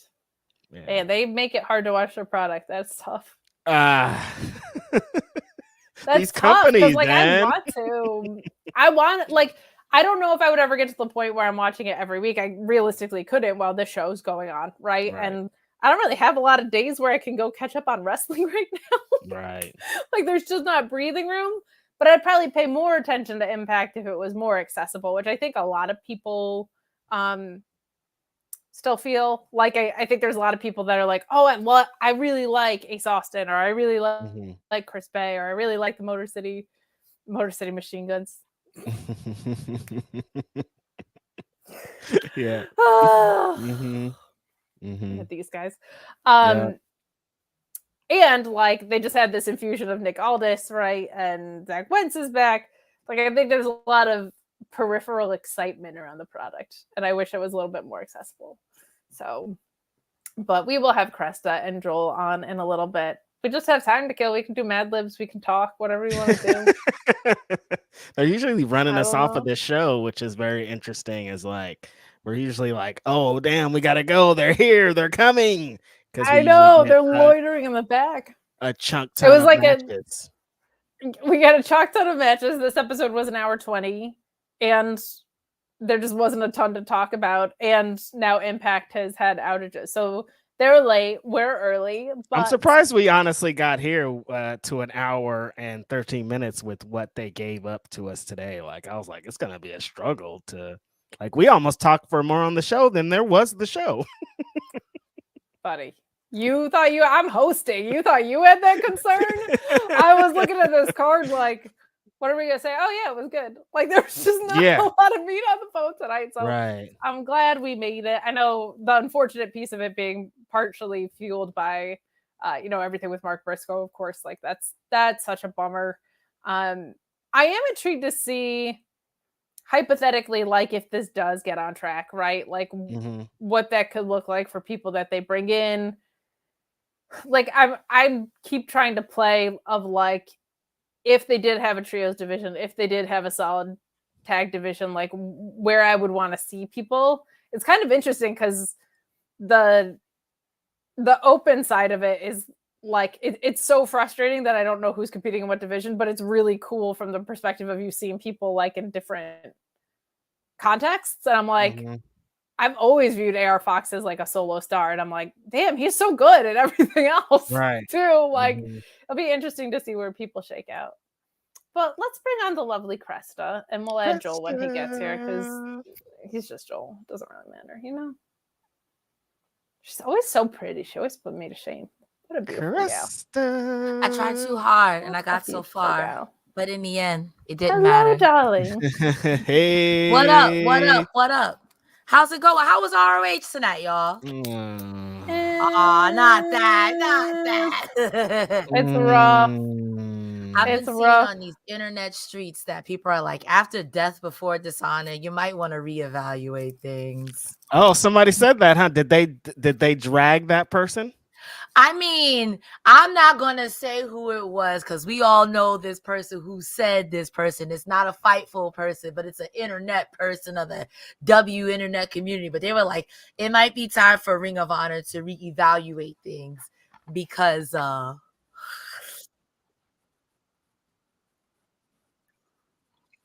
or something. How they took me out to the what was funny though, Reg? I looked at some of the responses because it's hysterical how sincerely, emotionally people get invested about a tweet. But like, what was funny was people were either hard agreeing with you or hard disagreeing with you, and I was like, "That's what's telling to me is it's because you didn't say anything that controversial. To me, it's people that follow the product and people that don't follow the product." Exactly. Orion Ben with the last minute super chat here saying, okay, Reg/Kate, give your ideal Death Before Dishonor pay-per-view go. Love you. With what's happening right now, I don't even know what we would formulate that for. I think the Kingdom coming out champions is an obvious one. Not exposing the business, not my background. Y'all don't see anything. Your zoom in is so funny. I love it. Everything. I love it. My ideal Death Before Dishonor: Kingdom walks out champions, Eddie Kingston challenges Claudio after via video package or whatever, that dethrones him at the next thing. Willow beats Athena. I think there could be some fun in that. I don't know. It's such a we have 0 matches on the card and we're 9 days out. I just thought of how do you work backwards from that? My new main event, since they have been talking to him and he has been backstage at Ring of Honor very recently. Claudio Castagnoli against his former best friend and tag partner, Chris Hero, for the Ring of Honor World Championship. Stop trying to make Chris Hero happen. It's not going to happen. How dare you? Nothing else is happening on Ring of Honor, Joel. So, look, I even wore my G1 Supercard shirt to like get in the spirit of the ROH New Japan relationship. Like, I feel like trying to will it back to life. I feel like 2-3 weeks ago, everyone was like, Ring of Honor is out here slapping. And yeah, the matches are like 50 years long, but it slaps. And then like for the last 2 weeks, you guys have been like, brother. Oh, gotta brother. Watch the show. Right. It's going to be long. It's true. Cause like exactly what you said, Cresta. Normally we're like, well, there were no stories tonight. It was like, it went from being like, it's on fire, this is awesome, to like, well, the stories have fallen off, but the matches are amazing. And tonight we were like, this was AEW Dark. It was an hour and 20 minutes long. The matches were medium. And it went from being this is on fire to being this is on fire. This is on trash fire. Yeah. Who let the dogs out? How was Impact? Let's talk about happier things. From what you guys were able to see of it. That doesn't seem like a good sign. Okay. Both of y'all are like, ugh. For a go-home show, not great. because yes, that. everything was already in the can. They did a lot of promo for the matches that they have, but they also have a problem with their big tag match with Scott D'Amore. Macklin's out. Right. They just added Diener, but they did it on Monday through Busted Open Radio, and they showed none of that on tonight's broadcast. They showed a very tiny clip. There was a video package. My pen broke, so please, I didn't kill anyone, I promise.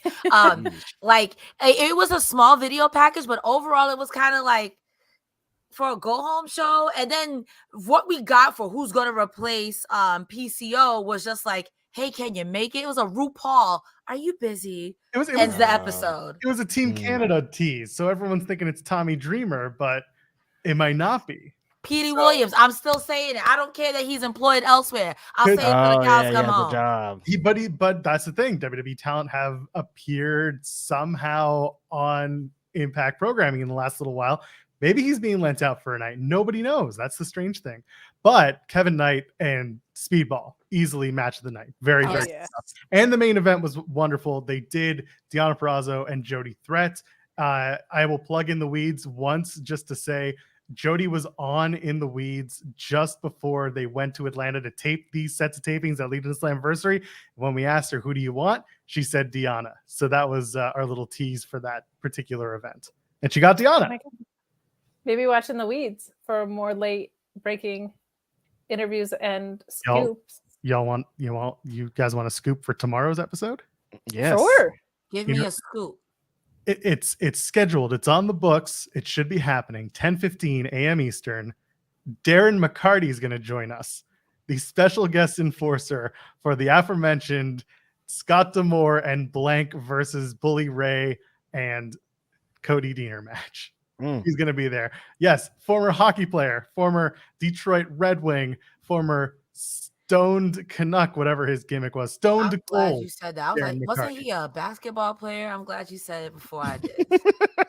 So the Red Wing is your guest tomorrow? Yeah. Well, that's our time, Reg. We're out of here. Kate says, I won't be conversing with this man any longer. I just realized something in chat. Just figured this out. Eric Young is probably the guy.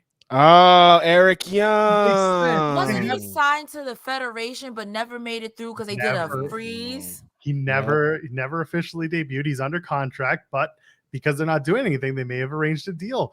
And a lot of people think he's doing this Baron Corbin gimmick thing that's happening on Tuesday.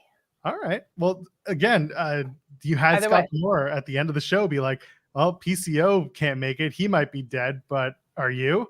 And there you go. Adam Cole was once dead. That's all I got to say. Adam Cole was once dead too, baby. Ty Valkyrie. Could be Killing Ty- off everybody in is him. dead. Ty Valkyrie is dead too. My could goodness. be dead. Anyway. Well, we will for real get out of here and let you guys get your out. show underway. But thank you so much for everybody who supported us through this very weird little ROH sad show. But we got a lot of wonderful support. Stick around for these wonderful humans who will catch you up on everything that you couldn't see because Access had a blockage today. Bye. Peace, y'all. Yikes.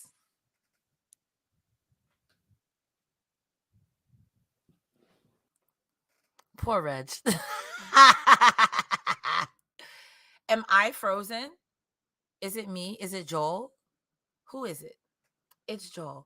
Hi, ladies and gentlemen. It's your girl, Cresta Star. And as we wait for Joel's internet to get back together, we will be here. Kate, thank you for tagging on in. Joel is fun, frozen in time. He is. We'll let him get his camera straightened out. But I was just about to X out backstage, and then I was like, uh-oh.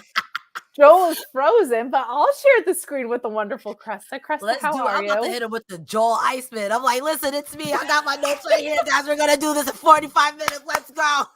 I would never, if there's ever a situation to not leave somebody stranded doing this alone, it is not fun. It is not fun at all. I'm used to being by. Oh, it's Joe Pearl. He's returned. My internet took a dive. Like it just completely. I didn't realize I was contagious. I'm out of here. I'll get my internet out of here. Not the skedaddle. That was random. I've never had my internet shit the bed that badly. It's all good. I was ready to do it by myself. I mean, I would have. I didn't want to, but I would have. That was wild. Well, I'm glad you're back. Crisis too. averted. Yeah, that was unexpected. That's what one in the chat saying Bully Ray sabotaging everybody. Seriously. Even the TV in the back is like, oh, goddamn. Oh, no. Oh, God. Yo, look at this thing. Set up, connect, set up, connect, set up, connect. You know what? I just realized I'm still in Discord. That's awkward. I'm a professional, I swear to God. What? If it happens again, I apologize. I don't know what that was. It's all good. As soon as he said it, You're in the he middle of your jinxed it. show. Oh, wait, is he back? Hello? Hi. There you are. Something is weird with this computer. Hold on. Steve Macklin's trying to get you for all them times you being reckless. Someone's trying to get at me. Wow. I've never had this type of problem with my internet before. It happens to the best of us. It is hot. The energy is wavering. Mercury is in Gatorade, so I am wired into this computer, so I don't know, or to this. Yeah, everything's wired in. That's so strange. it just be like that. But we got this. Worst case scenario, I've got the mustache on deck. I could pretend to be you. Perfect. With my Could you? bucket hat. That would be great. Easy. All right. Yeah, Kate's internet's really getting to us. Well, then let's there you go. Just okay that. Perfect. We're back. Shall we? Let's go. It's going to be a lot of good editing going into this. All right. Hello, friends. We're back again. It's Fightful.com. It is July 13th, 2023. I am at Joel Pearl, and it's time for your Impact Wrestling post-show. We are a few days away from Slammiversary, which is this Saturday. That's, what is that? July the 15th. 15th, baby. We will have a post-show here on Fightful.com. Myself and Steven Jensen will be tag teaming the fun out of Slammiversary. There'll be plenty to talk about like there is tonight. But first, the person who would normally be joining us is big timing us because she's got to cover AEW's first time ever going live for 3 full hours. No, it's wonderful. Cresta Star is here as she is with me every week. How you doing, Cresta? Is this what Denise felt like when she became Hollywood? Okay.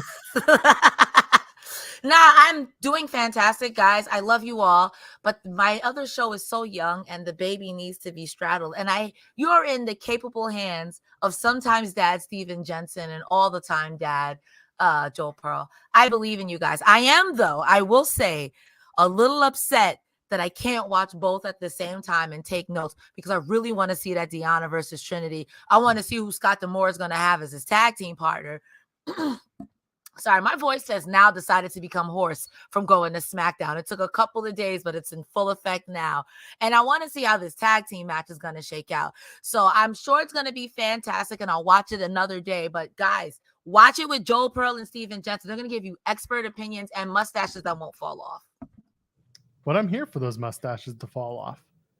I am too, but sometimes I feel like it's distracting. And I try so hard. I need a different application or to grow some or to, I don't know, paint it on. But I feel like if I paint it on, you're going to obviously know that it's painted on.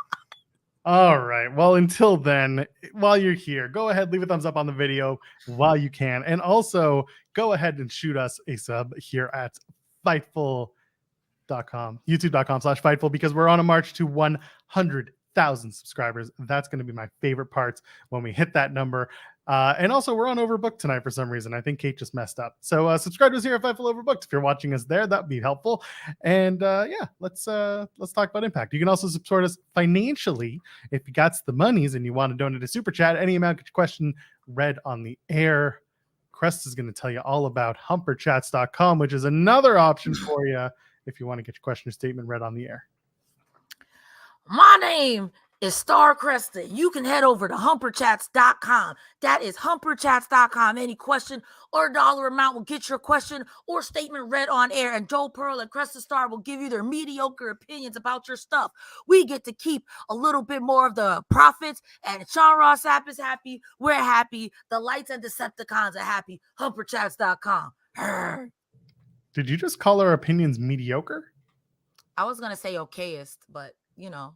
let's be real here. Do people come here for scoops, or do they come here for for opinions of varying qualities? I mean, I gave a scoop during the crossover, which I don't include in the audio, so I'll repeat it again.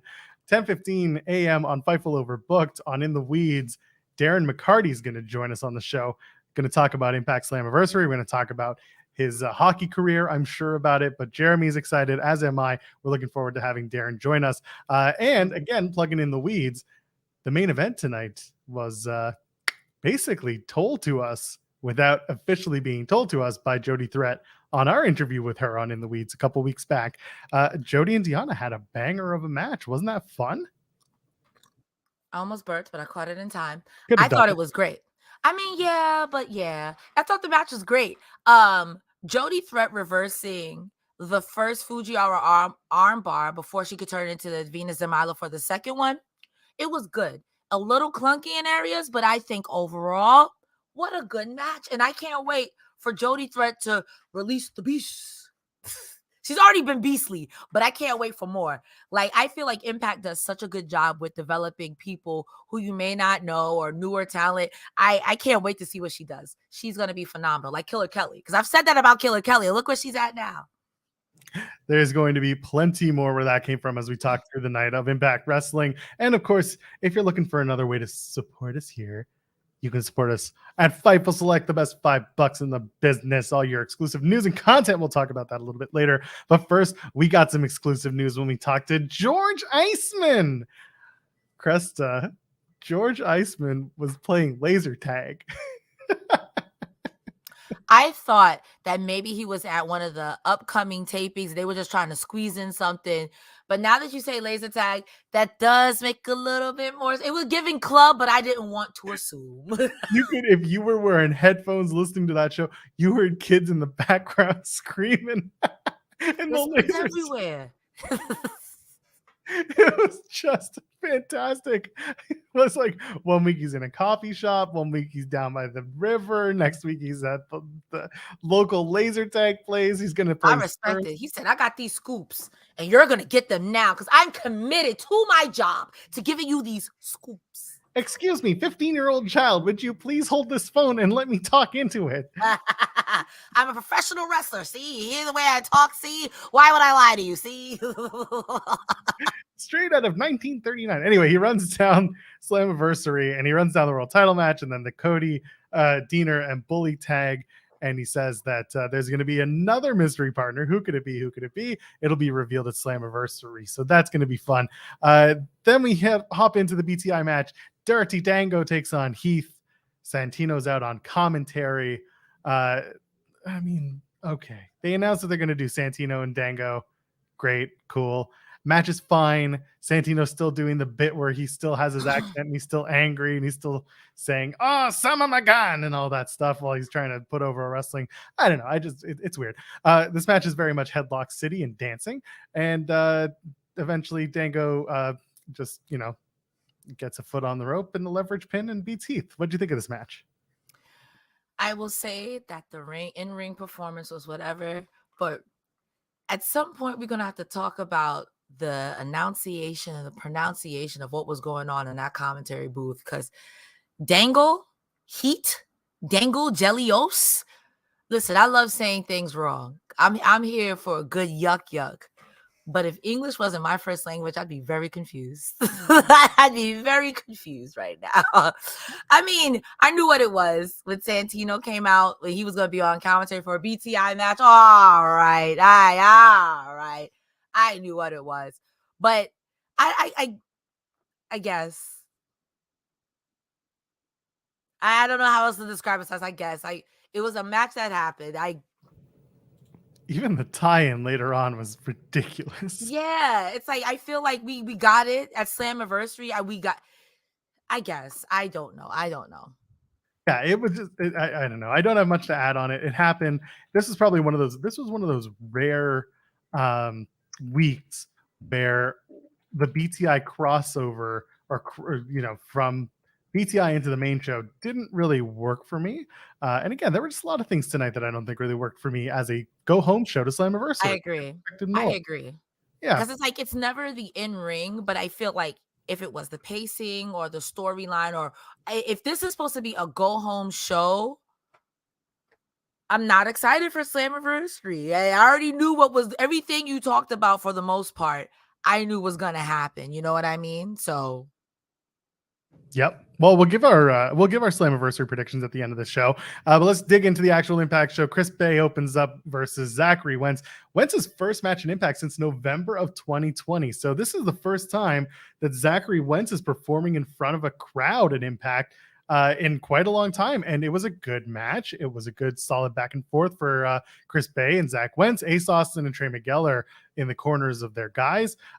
Wentz eventually hits Bay with a spray can after a little bit of Trey getting in on the action. And then Wentz hits a headlock front-facing DDT on Chris Bay, gets the win. Good return match, good solid fight.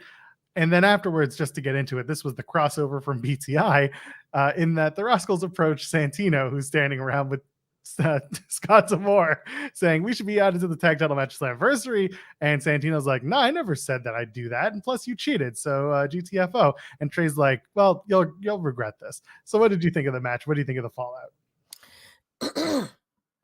My apologies, ladies and gentlemen.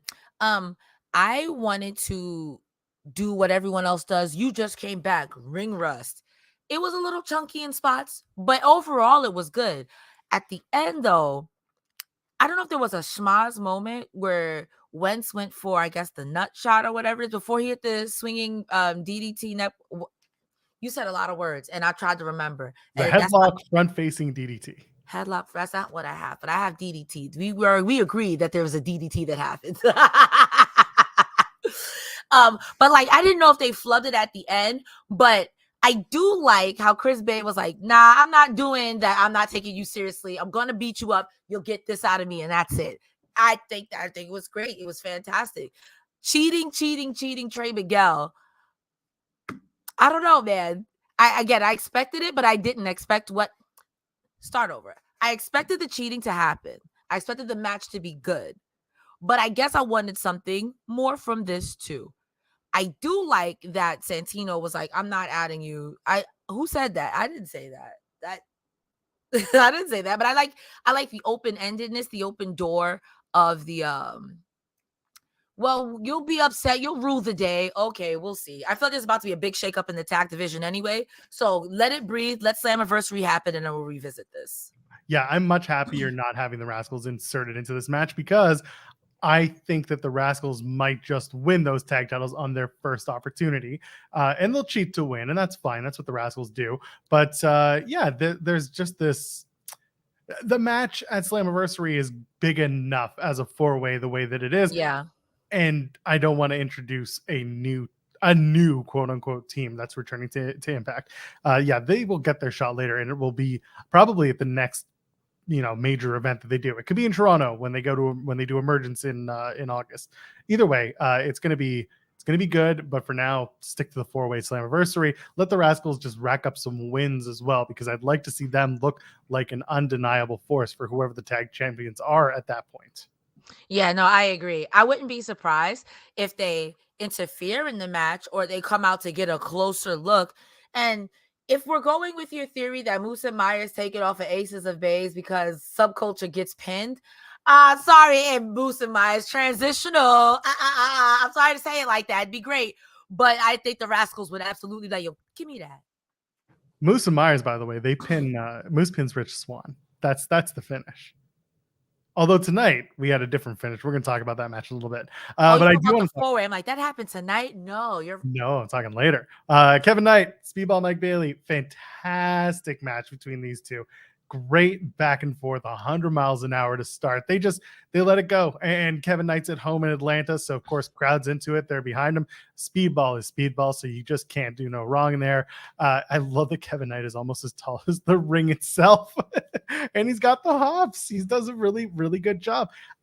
His draw kick clears the top rope, hits a big slingshot splash to the outside. Eventually, Speedball gets the win with the Ultimate Weapon, but not before Knight does a wonderful looking big top rope suplex, meets Speedball at the top, and just gets him. There was some really good stuff in this match. Crowd really did enjoy it. What did you think of this match, Cresta? I agree. I was up, I was awake, I was alert for this match. And I feel like Kevin Knight and Sheldon Jean are those wrestlers where people are like, okay, you're these guys. But every turn, everything Speedball threw at him, Kevin Knight was like, nah, I'm right here with you, Playboy. You're not going to outspeed me. You're not going to outflip me. And you're definitely not going to out-hop me. It was really good. That monkey flip from the, oh my goodness, I wrote it down. Hold on. That suplex on Mike Bailey into the monkey flip on Knight into the Ultimate Weapon, ridiculous. I think Mike Bailey is a great addition to any roster, and he brings out the best in people. And having someone like that against Kevin Knight, so Kevin Knight has a chance to show everything that, what a match. What those hot orange pants helped with the tall aesthetic, though. I don't know what it was. It made him look really lean because I thought he was a little shorter, maybe 5'8", but I'm like, wow, he is real tall. He's giving me 7'7". He's a tall man with the traffic cone pants on. The whole match was great. I would watch it 10 out of 10 again. Mike Bailey makes everything better. And shout outs to you. Sorry, Kevin Knight, because you really, now I don't want to say you kept up like you wasn't, like you did that. Y'all both did. That was a great match. Great match. Not the traffic cone pants. Come on. That's what it reminds me. Like, I could not lose you. If we went to a rave, I would know where you're at all times. What about all the other guys wearing traffic cone pants? I mean, I don't know. This orange was doing it because I've seen hot lime green. I mean, I get it, but like these were they were kind of parachute. They weren't like spandex. That's some movement to them. I don't know, man. It just made his legs look long. It's made his legs look like leggies. He's a tall dude. He's got hops and he is a tall dude. But yeah, you're right. Those pants really do make him look like he's 7'7". You're right. It was great for the intimidation factor. That's why the poison frogs have those bright colors. You know what he was doing. Oh, how tall is this guy? Kevin Knight is 6 feet tall. And you can't teach that. That's wild. I will say the camera makes people look really, really small. Yeah. I don't know how to describe it because when I saw Edge in real life at SmackDown just leaning against, I'm like, this man is tall. Tall, Paul. You want to feel weird. You look at Heath compared to the rest of the Impact roster. Heath was this is a common thing, by the way. Heath is a big dude. The shoulders, I could see it. Now that you said it, I can see it. Tall. Same thing with Cardona. You don't. Oh yeah, Matt Cardona looks tall. But all of these guys came from WWE, where everyone is massive, or at least during their time, were big dudes. So they come into places like Impact, where the size is not the be-all, end-all of your roster, and you see that like they're really big guys. They have a different definition compared to, Mike Bailey is shorter than I am. I'm 6 feet tall. Mike Bailey, I'm not going to say how tall he is because I don't want to over or under it, but he's shorter than I am. You can watch our interview and you'll see like he is shorter. That's okay. I'm just saying, I'm like 5'7". There you go. Like you don't know, because TV can like make you look bigger and make you look smaller, can do weird things. So it's good stuff. Sitting here, I'm 6 feet tall. Sitting there, Joel's 3'2". Come on now. I mean, I wouldn't go that far. I'm just making up numbers. I went to the Don Callis School of Facts. I just make stuff up. You know who's not making stuff up, and that is Killer Kelly and Masha Slamovich. What a good segment. This segment is making a lot of people feel a lot of certain ways. They say panic. It's a panic for some. They're bound by circumstance, united with a purpose, and they say, Coven, this is a warning. At Slammiversary, the Knockouts tag titles will be ours. So that match is happening at Slammiversary. No, it's not a dog collar match, but the two of them may as well just team up and wear it. And they did some things. They made some people feel some ways. When he said some people, to quote Adam Cole, I'm some people. Listen, I am not above getting in where you fit in. And if we can make stripper Kenny jokes, if I could look with sin in my eyes at Joe Hendry every week, why not capitalize? They're beautiful. They're dangerous. And what's better than beautiful and dangerous? Come on now. You know who you're trying to market to, and it's working. God could come down in the middle of that match. I'm still watching that match. I don't care. I'm watching that match. They listen, man. This is the best possible scenario for both these women right now. There's the knockouts division is stacked at the top. Mm-hmm. The knockouts tag division is in need of some legitimate threats and not just these random makeshift tag teams. Granted, that's what Kelly and Masha are, but there's a potential that they do it a little longer. And even so, down the line, inevitably one of those two are going to become knockouts champion. And that's the breakup and the feud that you can tell stories with. These two are former, let's say they win those tag titles, then they're former knockouts tag team champions. These partners are fighting. If they do it right away, not a big fan. If they let them have a good, long, solid reign, I'm talking give it until we're a year past not them being champions, but this hypothetical knockouts title match that could happen. Give it a year from now. And they're doing this. There's a lot of stories you can tell from winning the titles to break up. I will say that there's nothing wrong with the Franken team, and I will always use the Bar as an example. The Bar was truly a Franken team in the beginning until they got a name. And these two have a good gimmick. They're both bloodthirsty. I mean, if it's the HLA you want and that's the appeal, then come on now. But you're not going to get that type of match. You're going to get some fancy, fine, almost unmitigated violence in these matches, and it's going to be good. I think that this is fantastic for both of them. And like you said, let it go down the line. Or they could be like Motor City Machine Guns. We found a common ground and we don't got to beef.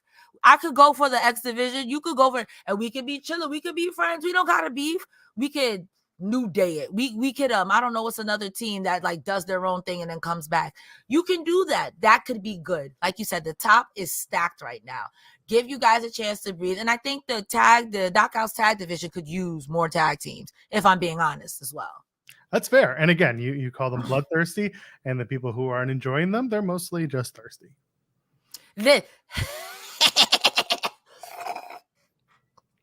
Yep. Dobby the Brain Heenan hits us with a super chat saying, give me these two as Knockouts tag champions now and feuding over the Knockouts world title by next year's Slammiversary. Sign me up. There you go. See, we're already co-signed. And if it's going to be by somebody, I'm glad it's Dobby the Brain Heenan. That's the right person you want co-signing these kind of things. True. Let's move on. By the way, in my wrap, in my notes, I have them I break out the segments. Do you know what I called this particular segment with Masha and Kelly? What? Kinkies. I had something, but the initials just ended up being KKK, so I nixed it. And I was like, that's not it. That's not gonna, that's nope, yep. That's not. That's why I can't call her Kinky Killer Kelly anymore. Yeah. Racists ruin everything. Damn. They really do. Once in a while, you got a good one, and then someone just points out, nope, can't say it. Why not? Well, this is the boo. You can never win. Joe Hendry and Yu Uemura, though, they can win. They beat Kenny King and Sheldon Jean in tag team action. Joe Hendry comes out and the crowd is chanting Stripper Kenny. They're like, it's your right to do that. It's okay. I encourage you to chant Stripper Kenny, or you can yell, we believe. And then out comes Yuya. The crowd throughout the match, I love it. Kenny King comes out wearing a sweater and he refuses to take it off. And the crowd just keeps chanting, take it off, take it off. The whole match builds to them taking off the sweater. Hendry takes off that sweater and then clotheslines Kenny King with it. Kenny King takes a powder. Sheldon Jean is the legal man. He gets hit with an enziguri by Yuya Uemura, and then a standing ovation from Hendry, gets the win. Slammiversary, it's Joe Hendry and Kenny King for the Digital Media Championship. Not even on the main card. It's on the countdown. But what do you think of this tag match? Personally, I thought it was fun. It was harmless. It was fun. It was harmless. And Joe Hendry is not a good guy. And I'm very well aware of this. Joe Hendry is he's not a good guy. Because if you really think about what he's doing, I want to be serious but unserious at the same time. We're making fun of a man being a stripper. How many people can be strippers? Listen, Big Dick Dudley, Kelly, Who else? Who else is there? Joseph Hendry, you could be a stripper. Who I found out is born a day before me, a year after me. Ridiculous, but a lot of this makes sense because I too make fun of people through song. Kimono Wanalea, the night you dance atop the ECW arena. I feel like, unfortunately, Val Venus is somewhere in there. I feel like I have an unlocked memory of him Chippendale. I have no idea who that guy is. Never. Oh, you're right. Who's that guy? No, that's what the people do. Never heard of it. I don't know what that is. The worst part is that if they're in Canada and they're going to be doing Slammiversary there, you don't want Kenny King being thrown singles because our singles are they're coins. Our singles are dollar coins. Well, I mean, I personally would like to see a Chippendales dance off, but that's just because I'm dehydrated since the 70s. So whatever happens, happens. I think this is a win for professional wrestling and female professional wrestling fans or male professional fans. I don't judge. Whatever you're into, I'm into it too, baby. Naked Midian. Wait, Yeah, you ever saw I'm trying to think of who's Midian, and I feel like I know who that is. Dennis Knight? You remember Dennis Knight? No, you don't know. It's Midian. He was part of the ministry. Long hair, they all had long hair. Just look him up. The Naked Midian is very special. He had a fanny pack and a I know who this is, and the answer is I'm a child of Christ, and I don't want to. No, thank you. Thanks. Yeah. My fire be purged. I think he gave everyone COVID back in 2020 at a show. But anyway, that's not important. Lio Rush. Let's talk about this promo with Lio Rush. I liked it. I don't want to talk too much about the promos that they aired tonight because there are a bunch of them, and I don't really love getting into the like produced promos unless they're really good. And this one was. He says he's here to build his brand, not the Impact brand, not the X Division title brand. He's here to build his brand, win titles.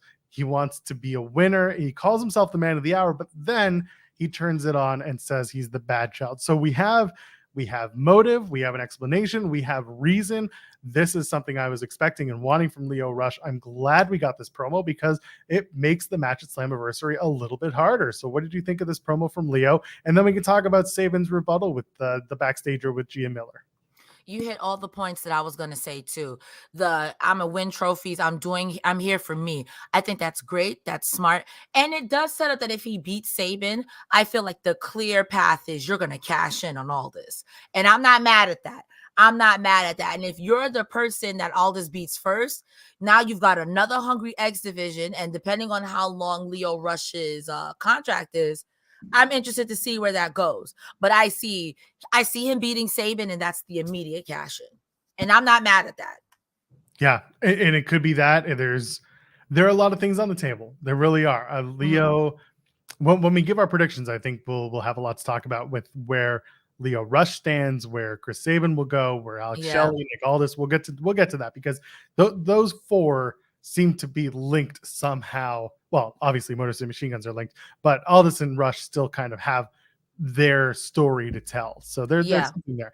Sabin afterwards puts over Lio Rush, says, Lio Rush found a cheat code to hop the line and face the X Division champion, but now he's faced the final boss, and then says he's going to humble Lio Rush, which again, love it. Really happy to see Chris Sabin get that kind of promo out and say, basically like telling no lies. Lio Rush lucked into his title shot. Yeah. And now Sabin, who's been around forever, listed his own accomplishments, former Impact champion, current 9-time X Division champion, so on and so forth. He is going to humble the guy who just came in and thinks he's the best. No, totally agree. Like this, if Chris Sabin was from New York, his whole promo could have been narrowed down to one phrase: "Fuck out of here." It's true. It was good. I liked it. It was straight to the point because so was Leo's. So I liked it. It's like, okay, you want to come here? Okay, fuck out of here. Cut the cameras. Pretty much. And that worked for me because those two were gonna have a great match. I'm glad that they put a little more behind it. They put a little more behind it other than just like, we're going to be two fighters having a good match. It's going to be there's a story there, and I appreciate that. Moose and Myers take on Callihan and Swann. Really, the big part of this is that HDNet Movies is going to be showing Bill and Ted's Excellent Adventures and Bill and Ted's Bogus Journey this Saturday, and that's basically all this match is a big promo for Bill and Ted. And those two movies airing on HDNet Movies this Saturday night. So if you're not going to watch Slammiversary, which I think you should, maybe consider watching HDNet Movies because, yeah. Bill and Ted, excellent. Myers and Moose, that's the whole thing. They suck. And then Sami and Callihan grew up together. This is the story. The two guys who are put together, they suck, but the two guys who grew up together, they're good. Swann hit a 450 on Moose. Moose kicked out, and then Moose low blows Sami, spears him, gets the win while there's a thing going on outside, distracts the referee. So this kind of plays into a weird thing about my Moose getting the win over Rich Swann because Moose just pinned Sami. Does he pin the other guy too? And then we are off to the races. We do Sami and Moose, or Sami and Swann versus Moose and Myers when Myers and Moose have the tag championships, or what? Or is it nothing and we're not going to see Myers and Moose walk out with those tag titles? What do you think of the match? What am I talking about? What are you going for? Banger tag match. I wouldn't go that far, by the way, Chad. I'm sorry. It wasn't that great. I'm going to start backwards with what you said. Let's say they do go down the route and Moose and Myers do win it. I could see Sami Callihan and Rich Swann going against them being their first title defense.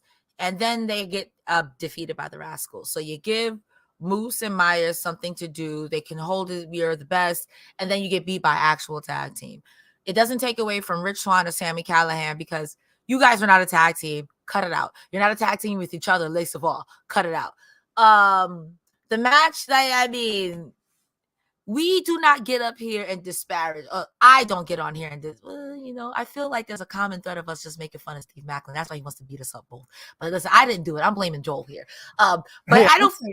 First of all, I'm saying nice things about Macklin now because he's injured and I want him to get better. So that's true. Kick his ass in August. See, I'm not doing all that. Steve Macklin, please get better because your wife will beat me up and I'll cry. But this will be me while I'm getting choked out. That's a joke. That's a joke. For legal purposes, that's a joke. That's a joke. That's a joke. That's a joke. Anyway, back to this tag match. It was all right. I mean, it's not like it was bad, but like Joel said, I heard more about Bill and Ted, excellent, than what was going on with the match. And not for nothing, I don't. High key, low key, okay. It was around this point in the program, I was like, all right, this is the go home show. Yeah. That's why I was like, this is the go home show. And the matches were good for the most part. This was not one of the good matches. But there was, again, it was a big, like, I don't know what I expected. Maybe I have to go back and watch this episode again tomorrow morning. But there were things I loved, and there were things that it was almost like, remember we talked about Impact never does 100? So this was it. Like, this is good. Oh, yeah. Where it's like, there was some stuff that kind of went 100. And we're like, yeah, that was great. Love this promo or love this segment. But then we get Moose and Myers versus Callihan and Swann. And we're just like, yeah, matches there. But Bill and Ted, that movie marathon is going to be awesome. That's the 100. I just want something. I just want to enjoy the whole episode. Maybe it's just I just didn't like this match, and that's the big takeaway here. I mean, to each his own. Wrestling is subjective, and you're not gonna like it all the time. No, only my opinions matter. We've discussed this. It's my opinion, and I'm allowed. That's right. The loudest person wins. I didn't say this, by the way. I don't know who put that up on the screen. I don't know what that's about. That's weird. Don't get weird about this. I don't know who put that up. That's weird. Hallelujah. Praise the Lord. Who would I don't know what you're talking about. Subculture want to win it for every subculture. This was a promo where I just kind of laughed. Like, what is every subculture? The people who don't fit in. I'm like, all right, that's a subculture. Who are every subculture? But they didn't really get into that. So they've been to the bottom and now they're fighting to the top. Promo was fine. It was inoffensive. Danny Luna's coming with them. She completes the package. She's not involved in the tag match. I assume she's going to have a few matches while they're here in the good old Canada. But yeah, what do you think of the subculture promo getting ready for this tag title match at Slammiversary? Yep, it existed. I literally don't have. You said everything I was going to say, so. Wonderful. Glad we did this. The Allen Angels promo. This was I guess this really was a like good solid 15 minutes of me just not liking anything. Listen, in an hour and a half show, I'm glad that I only didn't enjoy 15 minutes of it. Let's look on the bright side. The Angels promo, okay. It was a very corny 2016 A promo. Okay. I will start with that. He says the last few months, it was a foot in the door. Now it's time for him to spread his wings and fly. He says Angels wants to feel alive and fly away. Which, by the way, at this point, I'm flying my eyes out of my head by rolling them. And then he says, unlike the other guys, I'm more than just a guy or an angel. I'm a celestial. Honestly, No. when he said that, I'm like, y'all should have just made the background music Creed. When you are with, at that point, I would have been all in at that point. Even the music sounded like corny 2006 TNA Library. It just wasn't good, man. I'm sorry. By the way, this is not a knock on Angels. I think he's a fantastic performer. I think he's a great wrestler, and I think his heel promos are really good. Whatever this was, whoever told him this was the way to do it, I don't think this is it. They're trying something new. I'll give them that. But this doesn't appeal to me, at least. I will say that at first I felt that way, but I've got a good habit of once you hit a certain part, you'll just boomerang back like, this is brilliant. At this point, it has to be 2001, 2015, it has to be early 2000s. That's why I'm like, yo, if you start doing like, I don't know if you remember on early days of YouTube, they used to have like the wrestling edits where they play like Hoobastank or like Incubus or Drowning Pool. At that I point, love Drowning Pool. Don't you dare. Listen, there's nothing wrong with that. But they would make the wrestling edits where it's like, that's what I want from Allen Angels. At this point, if you're not coming out like Jeff Hardy back in 2015, I don't want it. I want something this time. Because it was giving that. If that's not it, then you lied to me. By the way, shout out to Drowning Pool. They used to be so good. I miss Dave Williams. He was great. He was their singer, and he passed away. He died on tour. They found him in the bus. It sucked. They did the first big album, and then he died.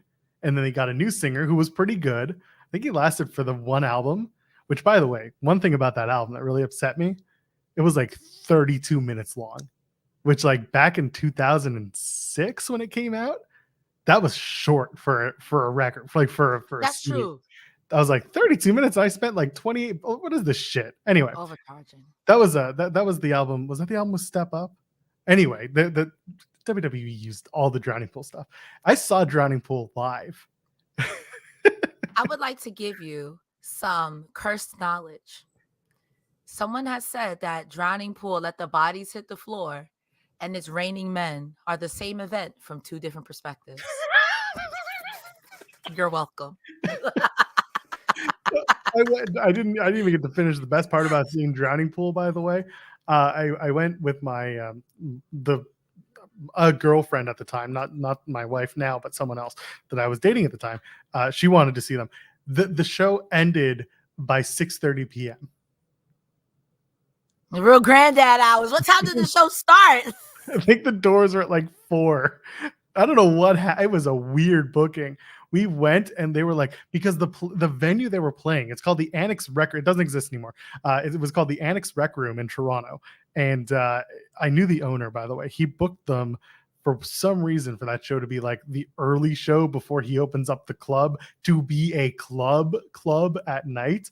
And I'd seen other bands there, but like bands who actually played until, 12 at night or whatever it would be, like later until close. For some reason, this show ended so early because they wanted to make it a club that night. Imagine having Drowning Pool on as your opening act in the early 2000s. I could not. They were the headliner of that particular show. It was them and an opener. And then it was club empties, and they reset for whatever they're doing that night for their actual I hope he made his money with the y'all. I hope he made his money. That was so weird, man. Drowning Pool was great. Shout out to Drowning Pool and We Saliva. like drowning. Remember Saliva? They were pretty good. They're still around. Josie came back. He left for like 10 years. Anyway, so that's the Angels promo. We're spending more time talking about. We spent more time about music than Allen Angels. I'm sorry to this man. My apologies. I liked it. I think at this point, though, but if you don't give me early 2000s, 2010, I'm going to be upset with you, Mr. Angels, and I might have to call your line. That's fine. You want to what? His what? Call his line. Oh, And be like, hello. What did you think I said? I didn't know what you said. I heard you say call his blank, and I was like, wait, his what? Listen, I've already done too much on this show tonight. I need to chill out. That's fine. Everyone can come and chill out with us over at FightfulSelect.com. The best $5 in the business. You want to learn more? You want to chill here? You want to have a good chill, Cresta? How about AEW banning moves? Oh no! Yes, that's over on FightfulSelect.com. The whole list, the list, and nothing but the list. Where can I find that out again? FightfulSelect.com. And also earlier today, Sean Ross Sapp did a whole 45-minute news brief about it. And anyway, go subscribe. Warner Brothers Discovery and the AEW TV deals. If you want updates on that, FightfulSelect.com, best $5 in the business. Or if you just want some non-news type of content, you got a Grapsity Q&A that drops every 2 weeks. Shawn does a weekly Q&A for everybody. Sour Graps is there if you want your sour dose of WWE programming from Alex and from Kate, who hosts the ROH post show here on the channel that just happened before we started, etc. You know what's there. $5, what you got to get. FightfulSelect.com. Get the news, get it right, because the aggregators just suck at trying to tell you what it is. Get the right news, because I'm sick. Everyone's sick of hearing something regurgitated by somebody else and they get it wrong. And it's like, here, copy my homework, but don't copy it word for word. No, if you're going to do it, copy it right. Okay. That's plagiarism. They can't copy it right. Good. Great. Well, then don't plagiarize and instead spend the $5. Go to FightfulSelect.com, get it right from the source. That's how you do it. Cresta, that you don't plagiarize. Don't plagiarize. Patronize. FightfulSelect.com.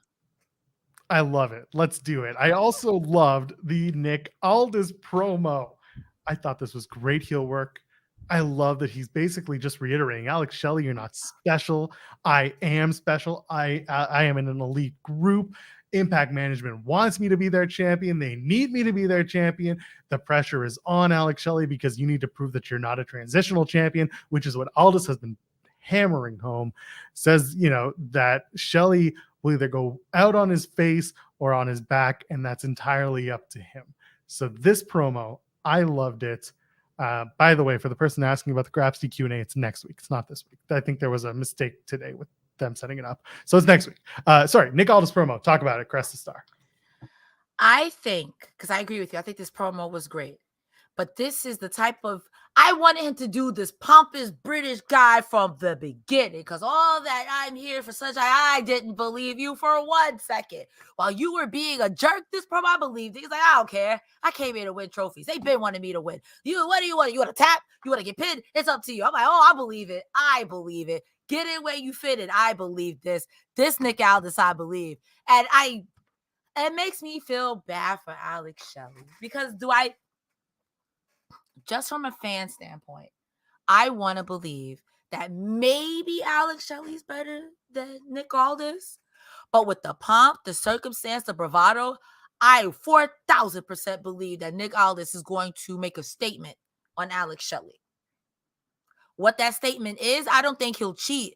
But I think if he does make him submit, he's not going to let that man go. He's not going to let that man go. He might injure him or something like that to prove a point. But this Nick Aldis, I believed. He's like, heck that guy. I don't know him. You just got it now, and you suck. And that's your fault, and you're about to lose, and you're going to defend it one time, and you suck. I'm like, I believe it. Get it. Does the idea of Nick Aldis as Impact World Champion, does it, I don't like to use the word upset you, but do you like the idea from a character standpoint, or is it just I don't really want to watch Impact if Nick Aldis is my champion versus Alex Shelley? I mean, I don't hate it. I will say that in watching Impact now, I trust and believe in the story. I was a little upset when Steve Maclin lost the title, rightfully so. However, I'm not upset that Alex Shelley won it. I trust Impact to tell a good story with all this. And I trust Impact to be like, if it's not working or if it is working, but it needs tweaks, that they'll pivot. So I would be a liar. Even if I wasn't working for Fightful now, that I've been addicted to Impact, I would still watch it. Unless they really poop the bed and do some super duper shenanigans. I'd be like, all right. But I don't hate it. I don't hate it because someone like Aldis can be annoying enough that, let's say you want to finally put over a Mike Bailey. I would be over the moon if you take out Nick Aldis. If Nick Aldis even beat up Bully Ray, I'm not mad at that. I'm not mad at that. I think there's tons of stories to tell with Nick Aldis, but you have to tell the story. I think you can navigate in his pompous bravado. Even if you make him a tweener, you just have to have the story make sense. If you do him the way you did Violent by Design, people are going to get upset. But if you do him the way Josh Alexander, option C, he could be a phenomenal champion. Sorry, that was long-winded. No, I'm glad that you went into that much, I'm glad that you went that deep. I ask people to look past the last time Magnus was champion. Like I see it in the chat, the lowest TNA ratings ever. TNA sucked at that point, just plain and simple. And it was an ensemble suck. Okay. It wasn't just that Magnus had. Dixie was running the company in the ground, and things just were not good at that point. Everyone that they brought in who was a legacy star was like basically using this as their playground to just do their own thing and get paid whatever amount that they negotiated without issue. And things have changed. This is a different Impact from back then. I would love to see this Nick Aldis as champion. I would love to see what he can do, especially now that you add in Mickie James. And we have reported on Fightful Select that Mickie James is very close to, if not already cleared. And if that's the case, then I want to see Mickie James and Nick Aldis have a power couple moment. I want to see them run roughshod over Impact. I want to see what Nick Aldis now would do in 2023, knowing what Magnus could not do because he didn't have the experience, he didn't have the bravado, he didn't have the character that Nick Aldis has now. There's a lot in there. It's not going to turn me off as much as it's going to intrigue me. That being said, when we get to our predictions, I don't know if I want Nick Aldis to walk out with that title so quickly. I agree. I don't think that it's at the expense of Alex Shelley, who will always be good. It kind of sucks to give this feel-good story just be like, yoink, you know? However, I do get that plans change, whatever have you. I will also say this, and this is coming from a wrestling fan who watches a lot. If it gets on your nerves that much, don't watch. But if you're gonna watch it in earnest. Don't watch to hate watch it. What sense does that make to hate watch it? Again, I think that Impact, I didn't see Brutus Madness, so I'm coming in with fresh eyes. But I think that Impact is a long cry away from Aces and Eights and Dixie Carter and Hulk Hogan. I mean, yes, we can talk about the Kurt Angles and the AJ Styles and the Samoa Joes, but I think that was here. There was a really dark period, and now we're at the light at the end of the tunnel. And we can get back there. You just got to give Impact a chance. This is coming from someone who said, I'm never watching that. Give Impact a chance. It's really not that bad. It's really, it's cool to hate it. It's cool to hate it, but it's not that bad. It's really not that bad. And a lot of your complaints about other places, they have it fixed. It's just the production sometimes. Yeah. I'm being honest. No, I get it. And we talk about it here on the show as well. There are certain things. When one camera is green tinted and the other one is warm tinted, orange, it's off-putting. Again, I think that a lot of wrestling production can be better. And there are some companies out there who are doing, and I'm not just talking wrestling companies, I'm talking production companies working with wrestling companies to make their programs look better and just present better. And so Impact has a lot of strong points. Their production's hit or miss, and I really look forward to when they dial it in with the right producers. Their video packages continue to be really, really good. Their production on the live events, that leaves some to be desired. And yeah, That's just what it is. So yeah, let's get to the main event. By the way, donate your super chats, get them in, and your Humper Chats over at humperchats.com as we head down the home stretch. The open challenge for the Knockouts Championship. Deonna comes out, says she's got a chip on her shoulder no matter how successful she is, no matter how many accolades she achieves, and she opens up the Knockouts Championship Open Challenge, which is answered by the undefeated Jody Threat. I'm sorry, I gotta do this here. Hang tight. I'm ready. Here we go. So who's on the list? Who do you really want to face in Impact? This has been my answer even before I got to Impact. My dream match that I've been dying for years is Deonna. Give me Deonna, please. Well, we got that tonight. You got it, girl. We got it. And I was so happy to get that. And I was so happy to see that. Jody Threat answers the open challenge. This match was fun. This match was basically what you'd expect. I'm very happy that Jody Threat lost her first match, which is something that I think a lot of people need to hear more often when it comes to undefeated wrestlers, because when you have an undefeated wrestler, it can get a little stale. It can get a little stiff. It can get a little boring. Happened to Jade Cargill, happened arguably to Hook. It's happened, in many different places. I'm just coming up with things off the top of my head recently. Jody was being protected for the most part, but this was her first real quote unquote challenge. Deonna Purrazzo was the right person. She was going to beat her, and she came out looking like a champ in the end. She does tap out to the Venus de Milo after Deonna counters the F416. They shake hands afterwards. You couldn't have a better match for these two for their first time around. What do you think about Deonna and Jody Threat? What a good match. What a good match. And I think of all the people you want to lose to, your first loss being the champion, come on now.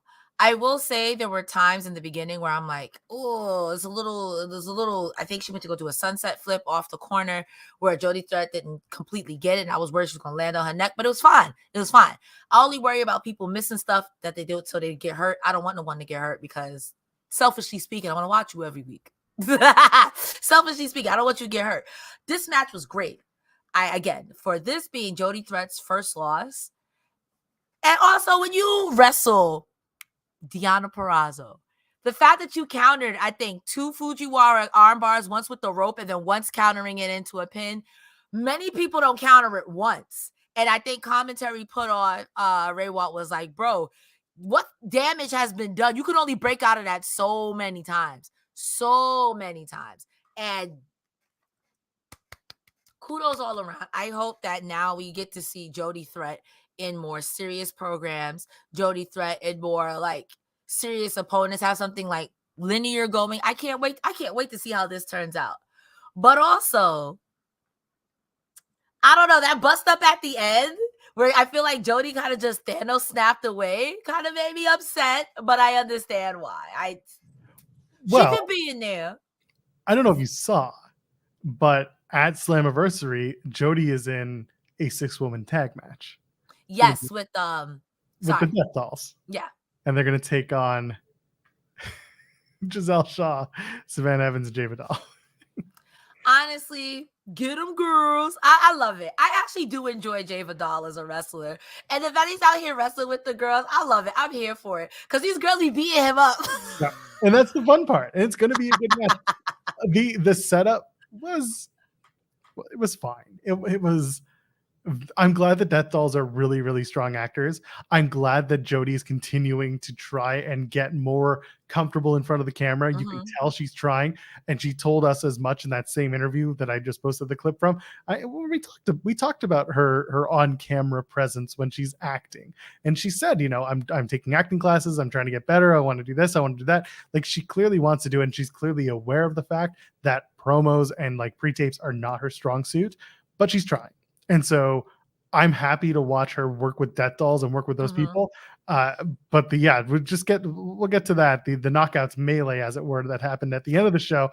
I just want to highlight there was the side Russian leg sweep into the Fujiwara armbar that led to the rope break. Love the spot. Jody has the stiffest corner lariats ever, and they rule. She works like a bat out of hell. She works like she's not a wrestler, but she is a fighter. And I like it. There's a believability there. from the moment you hear her music, I was ready. She's already in the ring. Yeah. And that doesn't stop. And I feel like sometimes with women wrestlers, you don't really see that intensity from the beginning all the way through the end. And she's just a little wrestling gremlin. And I love it. I love it. Yeah, her facials tell a great story. They Yes. always do. She's intense. She had a moment where she hit a Michinoku driver, and it was scary. I was nervous, but it was landed. It was fine. The match itself, again, was really good. Jody Threat is going to continue to grow in Impact Wrestling, and it's good stuff. And Deonna not only, giving her the handshake at the end, but also just the sign of respect and a good match. That means a lot. So post-match, the Knockouts melee, out comes Giselle Shaw, Savannah Evans, Jay Vidal, the Death Dolls, the Coven, Masha and Kelly. Trinity comes out last. She takes out everyone. The referees and security clear the ring, and it's just Deonna and Trinity left in the ring. They stare at each other. Deonna drops the title on the ground, and Trinity's just staring a hole at it. They both go to pick it up, and of course, they start swinging. So security comes in. They break it up. This match could potentially be the main event at Slammiversary. What do you think of this melee? I personally was a big fan of the Knockouts, who are going to be very much showcased on Saturday at Slammiversary. Big fan of them ending this show. As I've been watching for the past 2-3 years now, Impact, I will say that besides Josh Alexander, the Impact Knockouts division as a whole has been on a tear. So that melee at the end, even the crowd was like, let them fight. Let them fight. I absolutely firmly believe Deonna should have her main event along with Trinity. They absolutely, because I'm like, nothing against Aldis and Shelly. That should maybe go on either first or right before them. But I think that match has the most heat going into it. I think that match is going to be fantastic. I would like if Trinity gets the win. However, if Deonna submits her, I'm not mad at it. That's par for the course. Sorry about it. Deonna Purrazzo is a tough competitor and a tough opponent. Tough. Like, that's going to be a match. That's going to be a good match. But that melee out there was really good. And I feel like after Slammiversary, there's a lot of little threads here that you can continue on the story to branch out. So until your next big pay-per-view, you now at least have some meat and potatoes before you set up the next program with these ladies. Absolutely. I agree with everything that you're saying. I could see if Slammiversary goes certain ways, you can do the next night, you can tape. Remember they did that all-star 10-man tag? Mm-hmm. I could see them doing a Knockouts 10-woman tag with some of these competitors from yeah. And that'll be fun. Trinity and Deonna going on last. One thing that I really like about that being potentially the last match is not just the star power of Trinity, but also these are both baby faces. Whoever wins is going to, the crowd's going to be happy regardless of who wins. Arguably, they might be happier if Trinity wins. I don't know, but it would be a lot of fun to watch those two get the main event. And I think it'd be even more fun if Mickie James decides that that's the night she comes back to Impact, is at the end of that. And if Aldis wins his match and Mickie comes back and makes her intentions clear, could be a lot of fun. Slammiversary could go off the air with some very, very interesting moments and opportunities moving forward. Yeah, I wouldn't hate that either. Like, I'm hoping, I'm going to knock on all the woods because I don't like to jinx it. Sometimes I'm a little superstitious. I'm hoping Mickie James is a lot better. I'm hoping that she's all right because that would be fantastic for her to come back. I would not want her to interfere because I would like a decisive winner either way.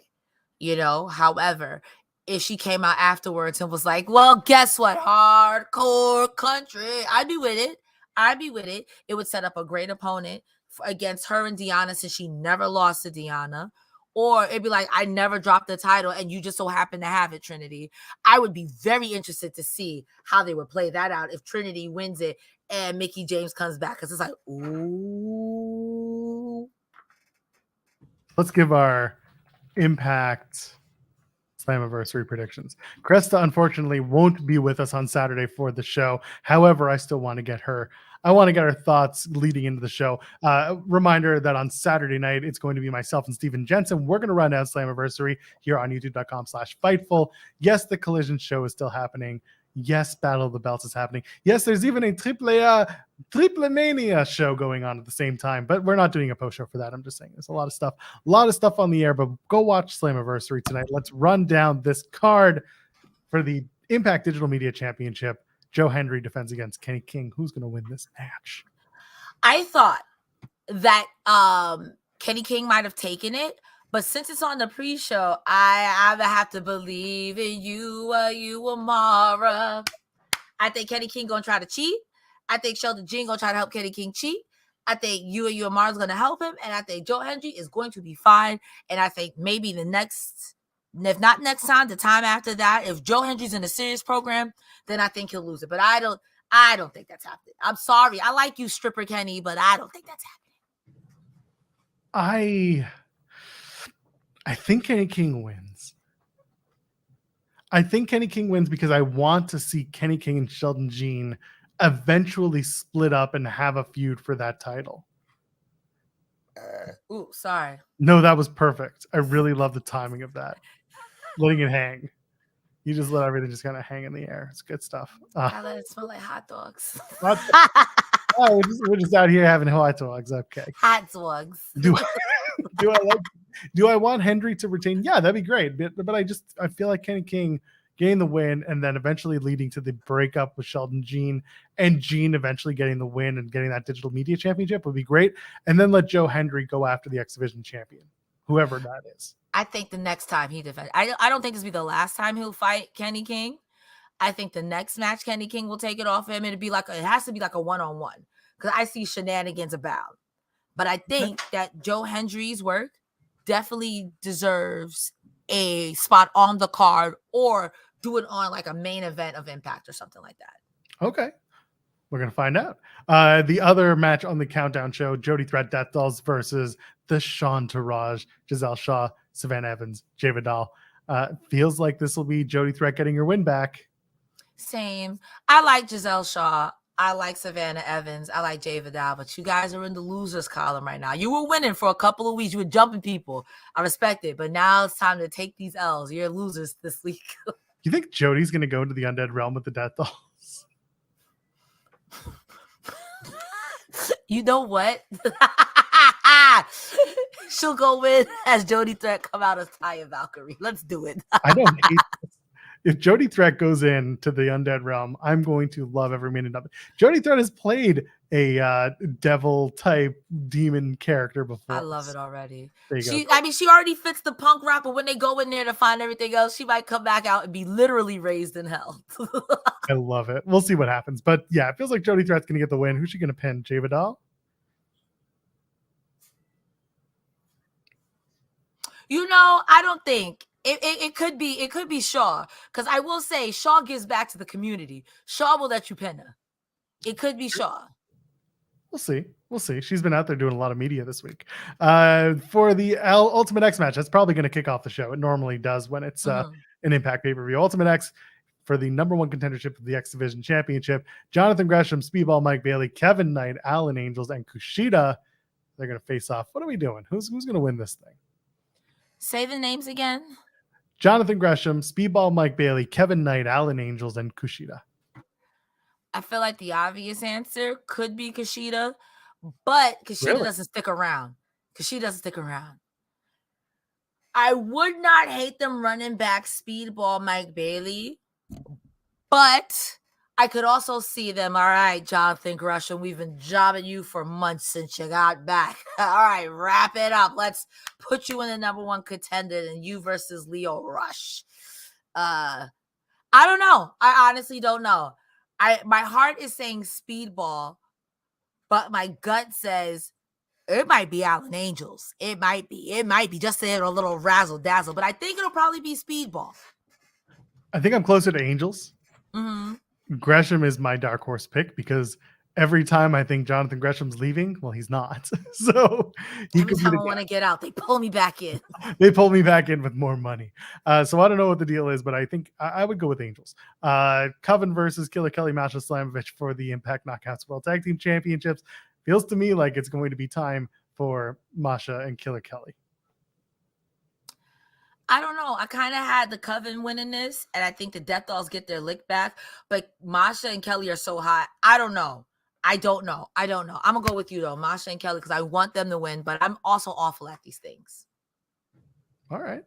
I don't think it's going to be that. I think it's going to be new. I try to use my big brain, and not big brain too big. Too No, big. sometimes it smooths out that big brain. Smooth. Edward Edwards with Alicia Edwards takes on Frankie Kazarian with Tracy Brooks. The wives are cornering their men for this match. Sure, whatever. I think Kazarian gets the win. That's the end of the series. And then Kazarian can go and challenge Nick Aldis for the world title. I agree with that. I think the only thing we're going to see is Alicia's about to get beat up by Frankie Kazarian's wife. Fine by me. The girls are fighting. Let's go. It's okay with me. ABC, this is the 4-way for the tag titles. Ace of Base take on Brian Myers and Moose. Rich Swann, Sami Callihan, Subculture are also in the match. Is this it for Ace of Base? Are we done? What are we doing? I think, like you said, if Moose and Myers, they pin either Subculture or Callihan, or maybe Ace of Base retains and lose to the Rascals. I can't do it. I can't do Ace of Base losing to the Rascals. I don't want to either. I think the Rascals are better off like having a couple of matches and then staking their claim, beat up the good hands. Everyone beats up the good hands. Like maybe beat up Moose and Myers, beat up Eminem, and then call it a day. But I could see, like you said earlier, it would make sense. Wentz is really hot right now. So is Trey Miguel. And Ace of Base have been together for a minute. They've been champions for a minute. And it might be time to refresh the division. However, I'm trying to think of more tags in the Impact Tag division.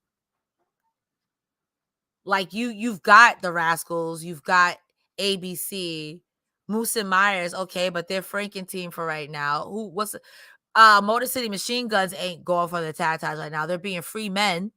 They could. They have. They did. Okay. Good hands. All right, Ace of Base winning. I'm sick of you. I think Moose and Myers are going to win. I still think that Moose is going to pin Rich Swann. And I think that they'll do the ABCs. And then I think that Good Hands will be like, hey, you tossed us to the side, but we are much better than you think. Give us a shot. And they won't win the tag titles, but they'll win the match that gets them the match to get the tag titles. Mm-hmm. And then the Good Hands start their ascent to be the good guys brothers. Good guys, good hands. Good guys, good hands. Shake on it or whatever. For the X Division title, Lio Rush challenges Chris Sabin. I don't know if Lio Rush is going to win the X title, but I do know that he would make a great X Division champion. What do you think, Cresta? I see Lio Rush winning the X Division title. I see him cashing it in using option C, but I see him failing option C because I saw it in the chat earlier. And I get it. Keep your options open, but it's a well-known fact Lio Rush is here one moment and you blink and you miss him. He's fast like lightning. So I don't know how long his contract is to actually stick him on something and have him do something lengthy. Absolutely see him winning the X Division. Absolutely see him cashing it in. If he's not Aldis's first guy, maybe I don't know. But I see him winning. I'm going to go with Lio Rush. Lio Rush is my pick. I'm going to say Chris Sabin retains. I'm going to say that. Let's do that. Let's do that. I'm going to say the tag title for the tag match for last. Deonna versus Trinity for the Impact Knockouts World Championship. Is Trinity going to win the big one, or is Deonna still on top at the end of the night? I'm going with my heart. I think Trinity wins this. I think Impact doesn't be a coward. I think Impact takes the leap. I don't think it hurts Deonna. I think there's a story to be told afterwards, especially if Mickie James come back. Oh, you dumb Deonna. I can't believe you lost the title. I never lost. You stupid girl. Now we have to fisticuff. I think you strike while the iron is hot and you put the title on Trinity. I like Deonna. I think Deonna's going to give that girl a run for her money. She's going to make that girl work for it every inch. But I think Trinity wins this. I think Deonna retains. I think Deonna retains, and I think that Mickie James comes back And Mickey says, I didn't put that title around your waist because I want that title back. I can see that. I can And see then that. we start that feud. Where Trinity fits in, I don't know, because again, I don't know how long Trinity is supposed to stay in Impact. We've talked about it for a while. Is it 6 months? Is it 3 months? Is it a contract? Is it a handshake deal? We don't know. I think that Deonna is going to retain. Could be wrong, but we're going to find out. For the World Championship, Alex Shelley defends against Nick Aldis. What's Aldis then? Is it going to be a new champion, or is it going to be Alex Shelley, not transitional champion? Wouldn't it be such a gag if Alex Shelley won? I wouldn't hate it. I wouldn't hate it either. I would just want to see the face of Nick Aldis like,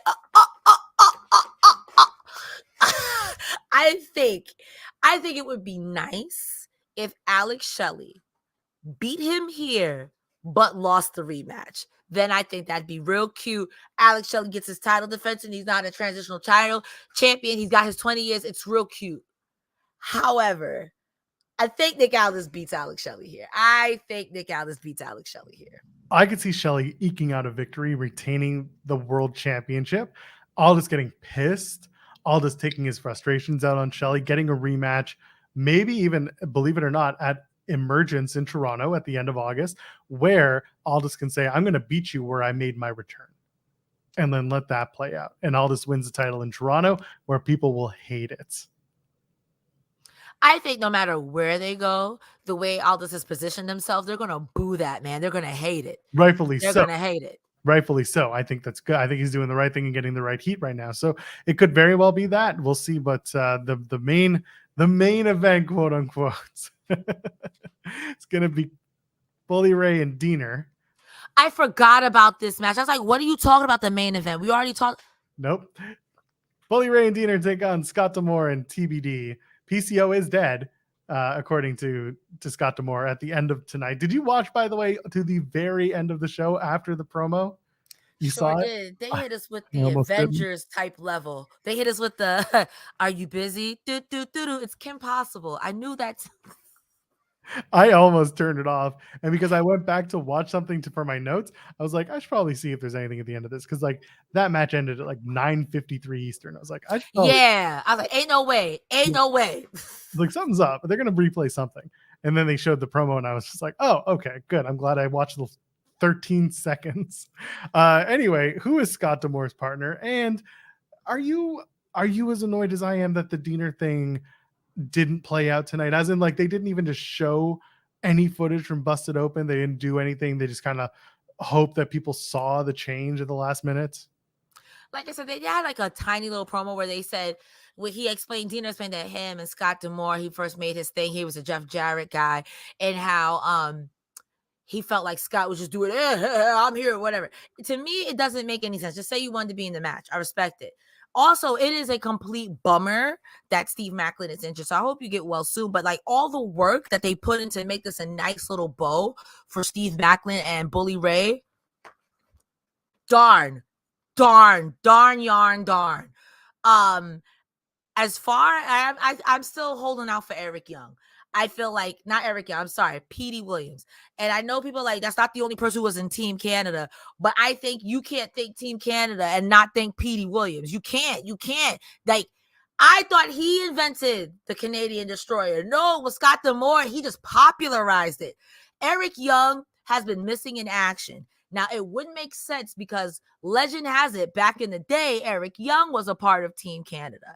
That being said, he allegedly went to the Fed, whatever happened, and he's still out there. It would make sense with Cody Diener now being with Bully Ray. You tried to kill me, and I left a design to you. And before I left, even though Violet by Design had just started losing, we wasn't losing like that. You've been losing you lost a member. At least when I lost a member, old boy had to get well soon. This guy just left because you suck. It would make sense. But I'm still holding out for Petey Williams. I don't know anybody else from Team Canada. That's all I got. I'm sorry. I'll tell you this much. It's not going to be Ruffy Silverstein. It's not going to be Johnny Who's Devine. that? Exactly. It's not going to be Johnny Devine. It's not going to be Bobby Roode because he still had bacchiotomy and he's out for the next God knows how long. Oh my God. What did you call it? Called it a bacchiotomy. We never heard that before.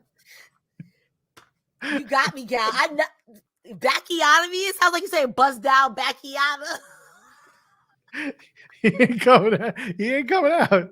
By the way, I see people in chat saying they showed it in the opening. I'm sorry, I must have missed the opening. I frequently just go past the opening credits in the Impact show. I will openly admit that. Don't say, oh, they said we open it up. I'm gonna go pee right now. Ain't gonna be A1, ain't gonna be Jack Evans, tell you that much. I think Go ahead. EY is the guy. I think EY is the guy because they haven't. If he signed a WWE contract, he could have gotten out of it, or WWE could have made a deal with Impact to be like, "Oh, we're not putting him on our TV anytime." Ain't gonna be the last guy you just promoted in the chat, folks. Sorry. Yeah, I saw that. I was like, ah! Nope, ain't gonna be that guy. But I feel like EY would be Eric Young would be perfect, and I think that Scott D'Amore, the way that he teed it up was perfect. You know, PCO might be dead, but are you? And That makes sense too. We don't know that Eric Young is dead. We don't know that he was. We know he was stabbed. We know he was shivved, but we don't know if he's 100% gone. I will say this, and unfortunately, I've been witness to many a murder on Impact Wrestling. When you die in Impact Wrestling, they show you dying. Like we saw that Diener stabbed up Eric Young. But we didn't see Eric Young do the twitch, or we didn't see his body. At least when Taya Valkyrie got sucked into the undead realm, you didn't see her come back out. PCO got buried. Eric Young, I don't know. Yikes. I don't know. I don't think. If Eric Young does come back, that would be a nice bow on it too. It makes sense. It's a great pivot. It just sucks. I don't know. Petey Williams or nothing. I thought for a while it was going to be Tommy Dreamer, just like some people in the chat are saying. And before tonight, I would have told you it was Tommy because they're doing Darren McCarty and Tommy Dreamer versus Champagne Singh and Mahbali Shira at the tapings the next night. So I was like, okay, it makes sense, whatever. It'll be Tommy Dreamer. Tommy and Bully have the background, yada, yada, yada, whatever. Now that they've introduced this, I think it might be Eric Young. I'll tell you this much. I'm going to be working. I'll work overtime, try and find out if he's coming, if he's been released, if he's been released on bail for a few days. On bail. What if it's Booker T? I don't want to talk about Booker T. Chucky, Booker T's lining up Bully Ray. Booker T's lining up Bully Ray. Oh, he's a bad man. Booker T gonna sign him up. Booker T, Booker T, you're a bad man. Booker T, I don't think he'll come out from behind the commentary desk just to commentate and beat up Bully Ray. But I'm watching this. I'd be like, yo, screw you guys at the AEW post show. Booker T is commentating while he's wrestling. Ain't gonna be Booker T, tell you that much too. What if it's Senior Joe? Nope. Don't listen to me. I'm just making stuff up now. Yep. Anyway, that's Slammiversary. Like I said, we're gonna have a post show on Fightful on Saturday nights. After Slammiversary goes off the air, myself, Steven Jensen, will be here. Dreamer's not Canadian, so there you go. Cresta Star, what else is going on? Let's get out of here. Ladies and gentlemen, like Joe Pearl just said, this Saturday, I will not be here for Slammiversary. It breaks my heart. But I will be live over on, I guess we're going to be on the main channel, and you guys are getting bumped to Overbooked. That is to be determined. We can run simultaneous streams. It just depends what else is going on Saturday.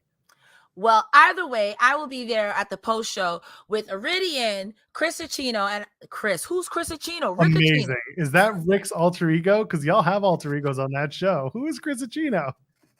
That's going to be me hopping in and out of both lives. It's past my bedtime, y'all. My brain is off. My brain is off. I feel like Sean Ross Sapp is also going to be there. So I'll be there this Saturday covering AEW post show. Every Monday, Wednesdays, and mostly Fridays, you can find me over on TikTok or Twitch, Cresta Star. If that's a lot, Cresta the Star on Twitter. There's a link tree in my bio. I love you all. I respect you all. Joe Pearl, the man with the plan. Where can they find you? Fightful Overbooked tomorrow morning, 10:15 a.m. Every Monday, Wednesday, and Friday, Jeremy Lambert and I go in the weeds at 10 a.m. Eastern. Tomorrow, 10:15 Eastern, Darren McCarty. Yes, that Darren McCarty, the hockey player, the Impact Wrestling superstar, special guest enforcer. He's going to be joining us on the show. We're going to talk to him about hockey. We're going to talk to him about Impact. He has a little-known wrestling career that we're going to talk about. So come and join us on In the Weeds at 10 a.m. Eastern. Otherwise, I'm at Joel Pearl on all forms of social media. Ladies, gentlemen, friends beyond the binary. We'll see you in the next one. Cheers. Bye.